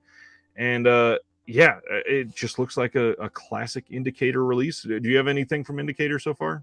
I've got quite a few. I was really excited last year about their Mexican horror releases, Yes. and we had Abraham Castillo Flores as a guest, and he teased that there's probably more coming. He didn't say whether they'd be Indicator or not, but if they are, I hope so, because they treat them really well and they have great features on them. So The La Llorona release, and then the Phantom of the Monastery, yeah.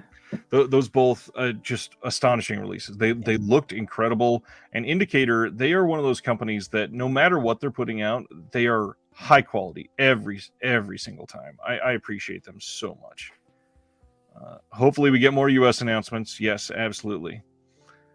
Next one from them is the 1933 film The Kiss Before the Mirror, and this is with Nancy Carroll, Frank Morgan, and Paul Lucas. This is done by a little guy named James Whale. He's the one that directed Frankenstein, of course. And yeah, this looks great. We got new audio commentary, new video essay, comparing some other remakes of the same film. Again, classic Indicator. Next one, Bluebeard's Eighth Wife is coming on March 20th as well. This is from 1938. Now, for people that are comparing, we have 3 of these 4 films already in the US that came out from Kino, and this is one you might want to hold on to if you have the Kino release, because the first one had a Kat Ellinger commentary, I believe, on that one. Let's see. This one gets an audio commentary with Eloise Ross and a Guardian interview with Claudette Colbert from 1984, which is pretty damn cool. And then their final one is State of the Union from 1948 with Spencer Tracy, Katharine Hepburn, Van Johnson, and then Angela Lansbury. A lot of great stuff on here. Yeah, any of these that you're super excited about? I mean, I probably just the Ernst Lubitsch ones, I think probably pick up. Yeah, it's it's hard. I wouldn't consider myself a collector, and so I would really have to dig into them a little bit more before I make a decision if it's something I'm like not super familiar with. But there's certain directors who I'm automatically like I know that's going to be solid, so I'm not going to regret buying it. Of course. John says you got to bring back Abraham for another episode. He got really into Mexican horror recently. He'll be back. Don't worry. Good. Speaking of AGFA, like we just did, they have a partnership in the UK with 101 Films, and they are releasing Scary Movie and Wakaliwood Super Action Volume 1 on February 13th in the UK. These are not getting any new features or anything like that from the US releases. It's the exact same thing, just giving it to more people. But I'm glad they are, because these are 2 of the better AGFA releases, in my opinion. I really like both of these. Yeah. I am excited for them. And then another Kino from 1932. We got some release details on this. This is coming on March 28th, and this is If I Had a Million with Gary Cooper, Charles Lawton, and W.C. Fields. We had a new commentary with Alan Arkush and Daniel Kramer. Hey, I've heard of her. It's me. Coming on March 7th from Kino, Asphalt from 1929. Not a lot on this. We got an audio commentary because they are giving one to everything, which is nice. Then the last one of the week, Cohen Media and Kino is putting out Let It Be Morning from 2021. This is an Israeli film that is going to be submitted for Best International Feature at the Academy Awards and was an official selection at Cannes. It looks and sounds pretty decent. Looked into this earlier. Cohen has kind of been killing it this year with some really, really important films. I'm going to refresh on the Indiegogo, and everybody hopefully is jumping on there. We are at 104 now. 104. Happy with that. The stuff that is coming out next week that we always take a look at in case you forgot. I would love if you were to highlight some of these that you want to talk about for just a second. So the big one I'll talk about, Double Jeopardy. I love Double Jeopardy. What about you? Ashley This is Jones one. Ashley Judd and Tommy Lee Jones. Ashley Judd, yeah. I don't think I've ever seen it actually. Ooh. She gets tried for murder, and then she can't get tried again, and something happens. She escapes, and because she's already been convicted of it, she just goes to actually kill the person. Oh, sick! I should. Oh my god, that's a good idea. It is, yeah. It's such a unique thriller. Love that movie. The Menu coming out next week, which just dropped on HBO Max, and just watched it this week. I enjoyed it quite a bit. Did you see The Menu? I did. Yeah, that was one of the few new movies I saw because it was at Fantastic Fest. So yeah, I liked it. It's cute. It's cute. Cloverfield is getting a steelbook release next week. Rat the Man 4K coming out from Shout Factory. They Live getting its 312th physical media release on 4K from Scream Factory. Any of these top two rows that are something that you like that you would like to shout out for next week? I mean, I'm not going to shout out They Live. Everyone has that movie. Who doesn't own They Live in some form or another? Yeah, big time gambling boss for sure. I think that would be like the main one I would shout out. Yeah, I would agree there. Missing in Action trilogy for a lot of people is looking good. Yeah. Arna Venema and Mike Leader that I had on the channel, they got on a commentary for Kino on that. Nice. The Europe trilogy is coming from Criterion next week. Lady Whirlwind and Hapkido from Arrow coming finally. That one, it seemed like it got delayed for a little while. Ghost Warrior coming from Kino next week. No Mercy. Lady Kung Fu. This is the Arrow site exclusive release of that Angela Mao box set, or kind of box set, double feature. Nice. And then not a whole lot else. It's I did not see this. The Curious Case of Benjamin Button's getting a mod release, it looks like. Yeah, this is one of those rough times of the year for physical media where they don't put out a whole lot the first couple weeks of the year. All right. The book, we are seeing that getting released soon. Do you have an actual release date that these are going to be shipping for everybody? It's dependent on really how long it takes for them to get back to me. So the plan or the timeline right now is to send it off to the printer by the end of March, first week of April. Hopefully get those back by the end of May, and then start shipping out in June. So I put June. I'm pretty sure, if everything goes to plan, then that would be the shipping date, for a street date, whatever we want to call it. Obviously, we've had a lot of people from labels on here before, and now that you are an official part of a Vinegar Syndrome release, other than writing, is there anything else that you would love to do on some of these physical releases?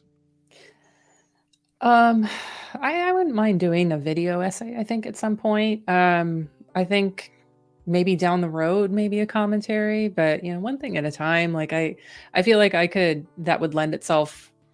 Like doing podcasting, I think would help putting a commentary track together. But yeah, I don't know. I haven't.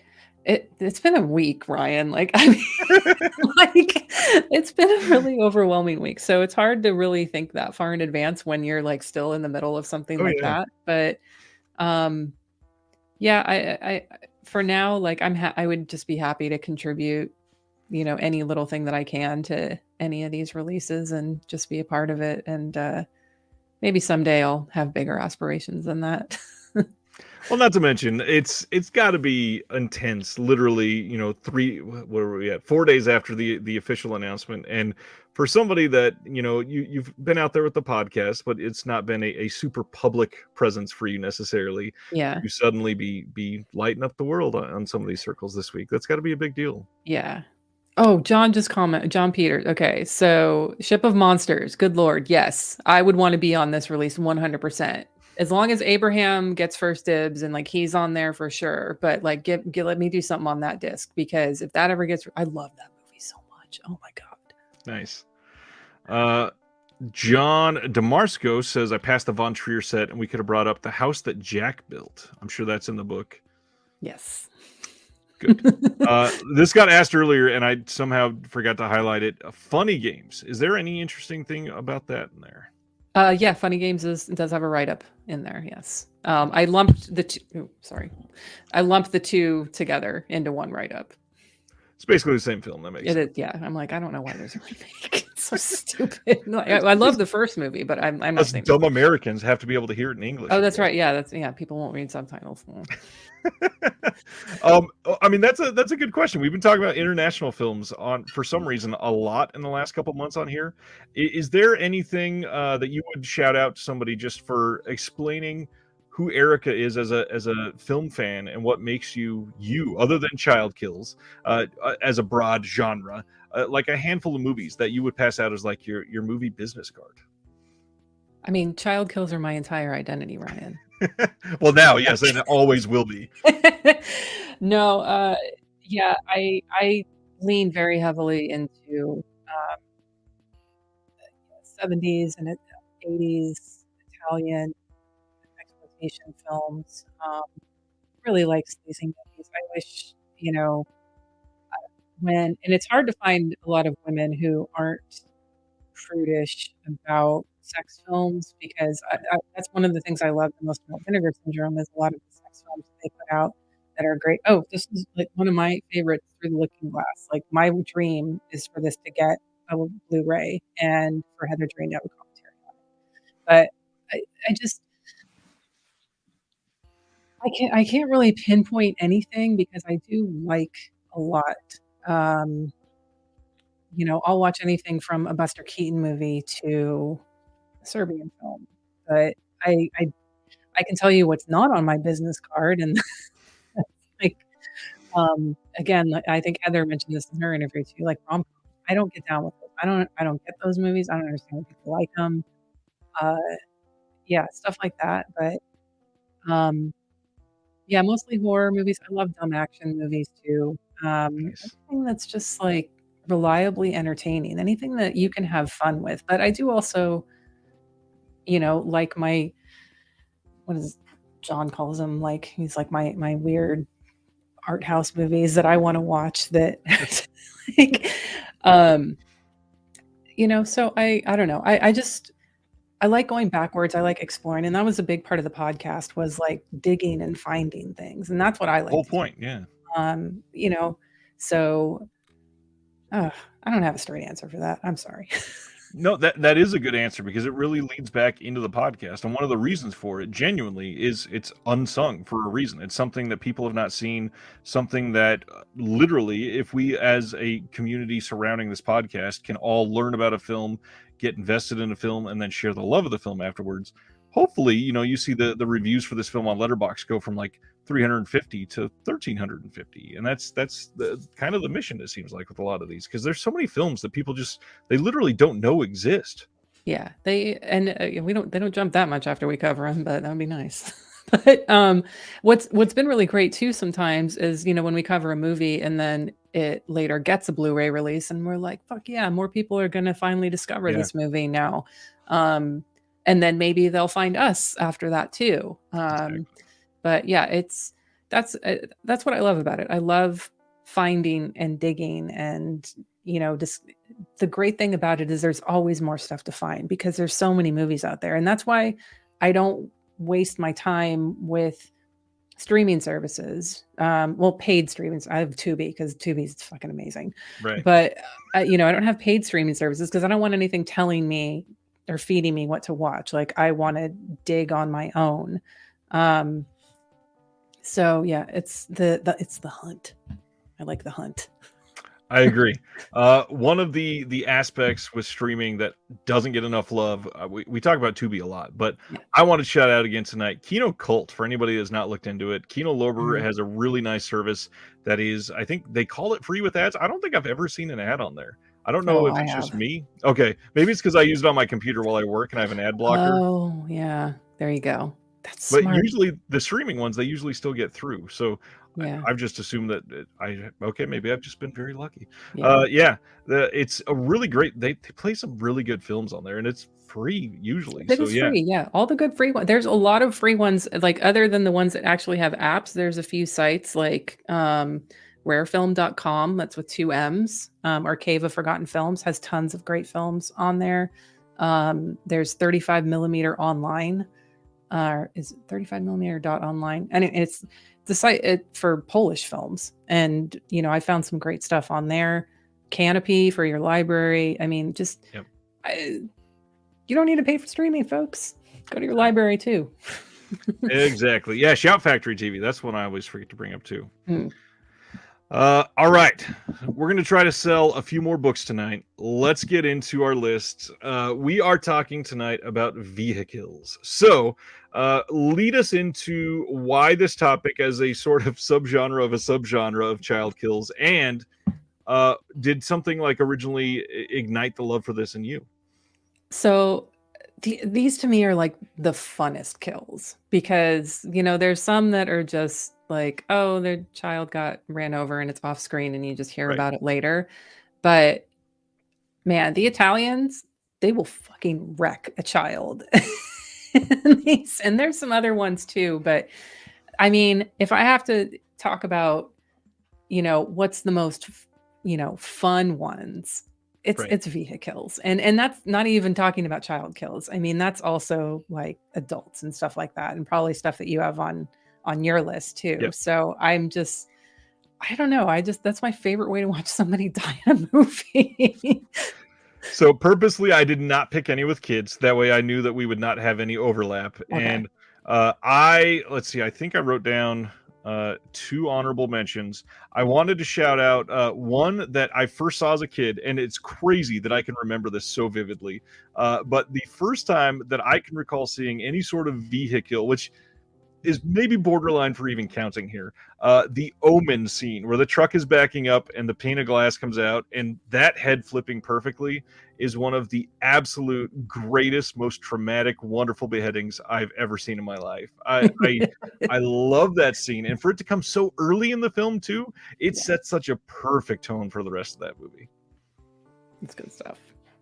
The other one is I really enjoy Let the Right One In, but I wanted to shout out from the remake, Let Me In, the car crash scene where the I don't even think his character has a name, where there's the strangulation from the back seat, and then he goes to escape the scene, and it is the most maybe realistic car crash scene where you are actually in like a POV of going through the motions. That scene is visceral and loud and jarring, and definitely feels like what I imagine like a rollover crash type of thing would feel like. That scene is just incredible. I actually have not seen the remake. I've only seen the original, so I'm intrigued now. Bad. The remake is not one of the really bad US remakes. The obviously Let the Right One In is superior. That movie is like an almost perfect film for me. I love that movie, but Let Me In has a lot of really great scenes, and this is one that I think is like the most memorable part of the whole film for me. Nice. All right. Before we go into the 5, any honorable mentions that you want to shout out that are super fun that didn't quite make it? I have so many. I know. I love like under 200. Yeah, I mean, yeah, adult wise, I just saw DC mention The Hitcher, and yeah, I consider that too. It's off screen, like we don't actually see her die, but we know she's getting pulled apart by those. And yeah, I would consider even like RoboCop a vehicle, because I mean he's gonna die from the toxic waste, but that's splat. I mean, that's fantastic. Might be coming up on a list. Child ones, honorable mention. I mentioned Sleepaway Camp earlier. Pumpkinhead, Maximum Overdrive, because he gets run over by a steamroller. That's a prolonged one. For variety's sake, there's like a sidebar of British public information films in there, and so there's one called The Finishing Line, which is about like these kids are supposed, teaching them how to cross a railroad track safely, and obviously someone's got to die in order for you to have this public safety information film. So and yeah, there's a few good ones, like Bloody Moon. It's got a great one. Couple of Hong Kong movies, like All of a Sudden, Story of My Son. But those are all honorable mentions. I could go on forever. Let's get to our top 5. All right. Why don't you go first with your number 5 vehicle? Okay. All right. Trying to rank these is really hard because these are all really fantastic. How'd you do it? Your favorite or best or like most entertaining? I mean, favorite or best is I wouldn't. Okay, so I wouldn't call this one entertaining, but this one is like this one is just an all timer and it'll wreck you. That one. Oh man. This release, first of all, if anybody does not have it, this is Yeah. up for a shit ton of Shelf Shock rewards, and it is for a good reason. This Yeah. is one of the best releases for a single film in the last handful of years. Yeah. It's such a fantastic film, and that school bus crash is just, man, they, they show it a lot too. Oh yeah. What about you? What's your number 5?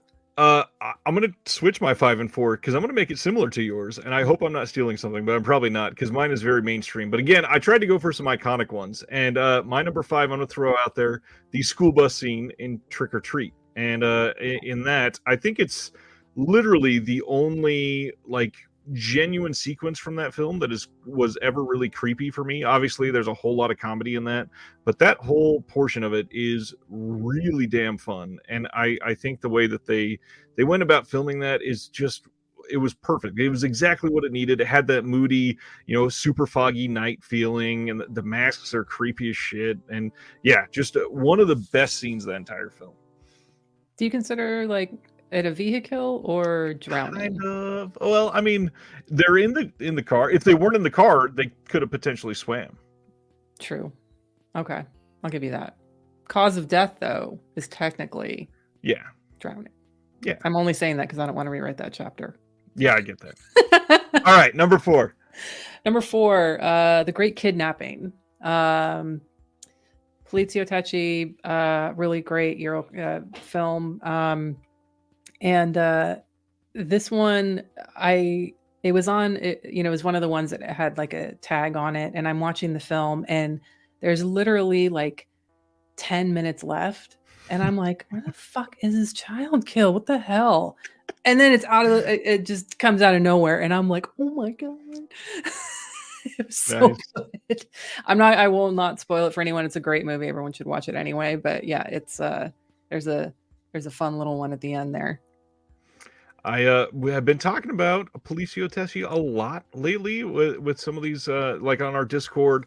John Peters has been watching some of it, and there's been some good releases coming out recently. And I'm really, really hoping we see like a rise in some of the more obscure ones. I think that we have a lot of problems with elements for a lot of those, unfortunately. So yeah, I think Raro has this one out, but Raro's releases. No comment.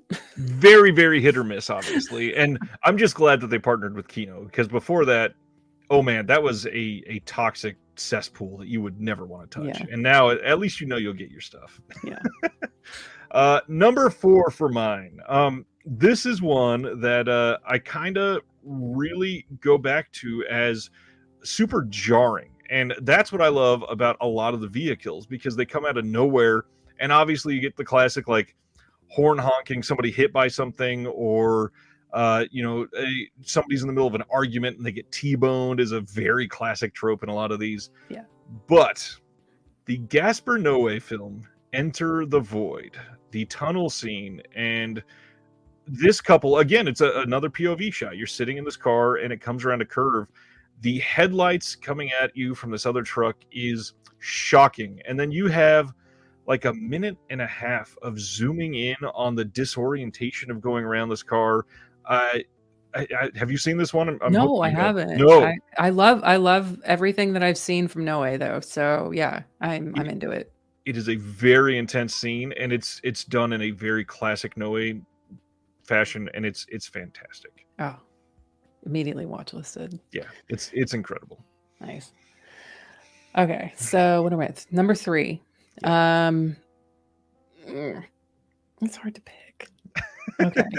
I'm gonna go with a Franco Nero film. Nice. I'm gonna go with High Crime. So Nero plays a police investigator, and he gets too close to the criminals and they don't like what he's doing, and they end up running over his daughter. But this is one of those where there's an obvious dummy in there, and so they show a lot more of the kid getting run over, like hitting the car under the wheel. It's fantastic. I saw this for the first time like a few years ago, and then I got to see it again at X Fest last year in 35. Nice. And I was so excited. I was just like waiting for that moment so I could just cheer. And of course I keep doing that. There was some gasps in the theaters, but there's plenty of people that cheered, and I was like, thank you, there's my people. Enzo, yes, Enzo Castellari. That film is fantastic. My number 3 is one that already got mentioned earlier, so I won't highlight it too much, but I will say that the vehicle in RoboCop is one of the greatest scenes ever. It may be the most wet vehicle. It is such a silly, like, this person obviously just happened upon a container full of toxic waste, as you do in Detroit, and as the starts melting and then gets hit by Red Foreman out of nowhere, he is suddenly vaporized to what is literally like pure water going across the windshield of this truck. And it is such a wonderful, odd scene at the end of this movie. And obviously RoboCop is over violent on purpose, and it's just a great Verhoeven. But yeah, I adore that scene. RoboCop is a masterpiece. It is perfect movie. That I think that's one of the films that I've watched most in my life. I could watch it anytime. Yeah. I love it. I love that movie so much. My wife had never seen RoboCop before like 18 months ago, and I showed it to her, and she was like, I'm not going to like this movie. Just let's put it on whatever. And by like 20 minutes in, she was, this is not what I expected. It was so great. Oh, yay. I want that. Yeah. I can't imagine like the joy of getting to introduce someone to RoboCop. I mean, God, how fun would that be? All right. Number 2. I'm going to get shamed by some people for the state of the slipcover on this one, probably. But Resurrection. This one has a really great one, similar to High Crime. It's another kid who you see hit by the car up into the wheel. In a flashback, Christopher Lambert. It's his 7 knockoff. Yeah, it's another great one. I don't know if you can hear my cat. She's like just barely. It's all right. It's okay. She's calling for mom. She like literally sounds like that. But yeah, so Resurrection. If you don't have it from, I think this was actually part of the 10 for 10. So I hope some people picked it up because this is a great fucking child kill in it. Not to mention one of the better Vinegar Syndrome films. Like if you're looking for like. Not to shit all over the Vinegar Syndrome stuff, but it's a very coherent film. It's one that makes sense. It's got a plot, and a lot of people that are not fans of Vinegar Syndrome will turn away from a lot of their films. But this is not one of those. This is actually a pretty good movie. Yeah. All right. I had to go with one that I saw in the theater again this last year that I had never seen on the big screen, and it shook me when I saw it this last year. I'm not a huge Quentin Tarantino fanboy, but the passenger seat kill in Death Proof is goddamn intense. Yeah. So first of all, Kurt Russell is incredible in this movie, and so many people are like anti-Death Proof, and I'm not on that train. I guess it's not an amazing movie. It's nowhere near like the top 5 of Tarantino or anything, but. Oh God, the like cold delivery of the line of this car's made to, I don't remember the exact words, but you can't die if you're in this car, but the bad news is you have to be sitting in my seat. And then she is just ripped to shreds next to him. The darkness and the blood just dripping from this face, and the way that they zoom in, right, it is so well done. I love this scene so much. Yeah, that's a great pick. I totally forgot about that. When the minute you said Death Proof, though, the scene flashed in my head, and I was it's visceral. It is crazy. It is so good. Way unexpected. Yeah. Okay. My number 1 is probably one that some people have seen and they might remember it, but they probably forgot about the opening, if they haven't seen it since it came out, because I know I forgot about it, and when I watched it, I was like, "Oh my god, that kid got launched!" I've not seen that in a very long time. Yeah. I mean, just besides the opening with that moment in it, it's it's a decent thriller. Billy Zane is a lot of fun in it. Unhinged, and there's a really great kill at the end of it too. So, but Dead Calm was one of those ones where it's more of a mainstream movie, and so you're not expecting anything like significant. You're just like, oh yeah, it's going to be just some standard car crash thing or whatever. But this one, I was like, holy shit, they put this in like a movie that went into theaters.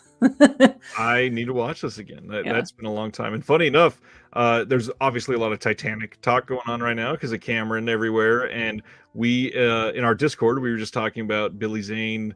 It might have been yesterday, talking about how that you don't get a lot of top tier Billy Zane anymore. And obviously, he's really great in Titanic. But then we started talking about Tales from the Crypt, and he is somebody that I miss being unhinged Billy Zane. Oh, that's the best kind. Yeah. Zany Billy Zane. Number one for me, I feel like when I'm talking about iconic, you have to go with the scene that traumatized an entire generation. So obviously the opening of Final Destination 2 has to be at this spot, but it is deserved. It is something that is done in such a unique way, and now you start being afraid of logs, you start being afraid of motorcycles, you start being afraid of a little bit of water on the highway, you start being afraid of every single possible way that you can die. And obviously Final Destination did that for a lot of people that were into movies from 99 to 07 or whatever they were. But I mean, Final Destination 2 is, that opening scene is possibly the entire best thing out of the franchise for me. I love that opening scene. Yeah, I would agree. I think that one is, anytime if you're driving behind a truck and it's got logs on it, I don't know anyone that's comfortable like, yeah, I'm good, like right behind this truck. No, no, you move over to the next lane. Oh man, that it is something that hurt a generation in so many different ways. I mean, even my mom just said dropping a water bottle in the car. I totally forgot that was a part of it, but yeah, it's been the exact same thing. It is a masterpiece, and obviously they tried to ape that in a couple of the other follow-ups, but it could never quite get it like that. No, yeah, that one, that's the one that sticks with you. I think like when you ask anyone for favorite kills or whatever from that franchise, that one's always going to come up in everyone's list, I think.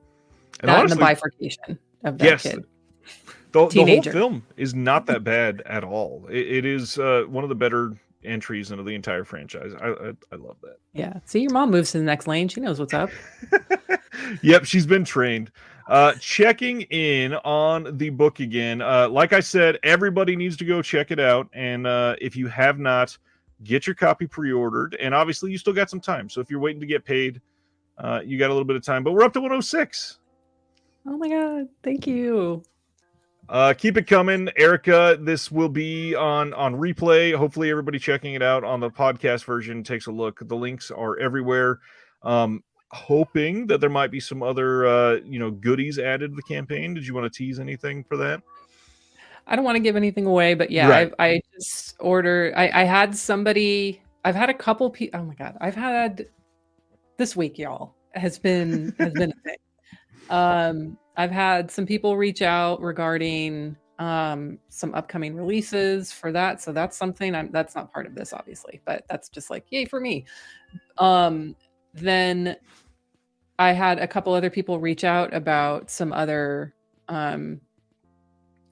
like perks to be added to these, and offering up options. They're like, oh, well, I actually do this. And I'm like, wow, yes, thank you. Let's do that. And so I will be adding some other stuff in there very soon. Justin is finalizing the cover design, and we'll be sharing that with folks on the campaign page once it is finalized. When Lance has the comic done, we're also gonna share some panels of that with folks, with supporters as well. I made him promise not to share my rough sketches that I gave to him as an outline for the comic because it's literally stick figures and just like word bubbles. It's so bad. This is why you get like people who know what they're doing. You know? Maybe someday for the expanded edition, we'll get a scanned in copy. Yeah, I don't know. Maybe Lance will do it one day just to embarrass me. But no, I there are going to be some additional things, and I'm somebody who's like, you know, it's fun to get like these sort of gimmicky things along with it. But I'm all about practicality. That's why I did the pot holder. I was like, well, everyone can actually use a pot holder. And so I try to go with like those types of things. So, you know, the Untold Story one has a bookmark, a magnet, and a pot holder, but I am looking at adding additional goodies to each level for those as well. So, yeah. I didn't want to highlight the Untold Story level because it sold out so quickly, but I did want to say that the amazingly brilliant idea of having an Anthony Wong pot holder as as part of your campaign is one of the best things I've seen in months. This had to be an immediate selling point for many people, as it was for me. Can't wait to see it. I should, you know, hindsight, you know, I should have offered a lot more of those, but yeah, last minute I was able to change my order number and get some more. And I was like, yeah, maybe like 15 more. But then like from there, like it kept even going even more. And I was like, fuck, they've sold out again. Like I've gotten more. And I'm like, you know what? No, at this point, like I'm just happy that anybody who wants to support it can. US folks can choose the Jaws option. If you're in Austin, you can pick it up in person and you don't have to pay for shipping. So there's that option. I mentioned it earlier because somebody had asked about international shipping. So I just want to reemphasize that's not on here, but I will update the page for folks with that. That I will offer options for that. We just have to communicate a little differently for that. So yeah, that makes sense. I love this comment. Ashby Owl says, the Anthony Wong pot holder was indeed a selling point, even though I couldn't get one. I was just happy that you did the concept. And then Grip says, I honestly don't know who Anthony Wong is, but I went for that package. Oh my gosh, Anthony Wong is a god. He is, as John says, the Cat 3 King. He's the guy from the Untold Story and Ebola Syndrome, and you can see him in literally every single film in the Made in Hong Kong Volume 1 box that is coming from Vinegar Syndrome this month. Yeah. Let's see.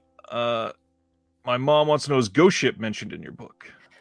That is no, because it's a ghost child, and so technically her death happens before the events of the film. So yeah, man, I would have so many fucking J horror movies I'd have to include if ghost kids were included. That's true. Oh man. So yes, this is going to be open until it's got 38 days left, and so yeah, next time you get paid, if you have not picked it up yet, come and reserve your copy. And again, I really want to throw out the practicality of the cost here, because if you're in the US, $30. That's it. $30 for an almost exhaustive level of film reference book here about child kills. I love that this is a thing. Oh man, I'm just giddy to see this. This is such a wonderful project, and I just hope for the absolute best for you. Thank you. This has been amazing. For anybody that has not, again, Unsung Horrors, please go subscribe. Make sure that you're checking out the Indiegogo project. The links for everything is below. And then the last big thing that's open right now, the Vinegar Syndrome Made in Hong Kong box that Erica has an essay in. Make sure you get that ordered and give that a read as soon as it comes in, because fingers crossed, hopefully if this works out, hopefully she's on some more releases as we move forward. Hope so. All right. Any other questions for Erica before we call it a night for her? I know that Erica's super stoked to wake up early for work tomorrow, so... Can't wait. Love 8 a.m. meetings. I'm lucky. I switched my shift over recently to be off on Fridays and just work long days the rest of the week. That way I can be up late for reconnecting. Oh, that's smart. Okay. I mean, I'm my boss on my own team. I should do that. Shit. DC wants to know, is History of Violence in there? Had a brutal kill in the beginning. Yes, that's in there. And he obviously just wanted to say congrats. Thank you. Dave James says, Mad Max, a movie pretty much based on vehicular killings. So you could have done all of the answers for our list there earlier. Mad Max is in there. So is Beyond Thunderdome, because the kid drowns in the sand. Brutal. Ashby says, great show. Hope Erica will be back again. Thanks. Me too. Again, one more check-in. We got to 106. I mean, 6 isn't too bad for a stream like this. So I appreciate you guys. Was it 99 when we started, I think? It was 100 even. Oh, okay. Erica, thanks for everything. This has been amazing. Everybody else, if you get a chance, like I said, check out all the links. And the very last thing that I have to do on here, thank you to all the patrons that keeps this going. You guys are amazing. If you are interested, link for that is in the description below. And it is a really welcoming community that is nonstop. My Discord is like, while we were doing this, I've gotten like 15 updates that people are posting things. So it's amazing. I hope that you guys check that out and check out more from Erica, and looking forward to more from you soon. Thank you for everything. Thanks, everyone.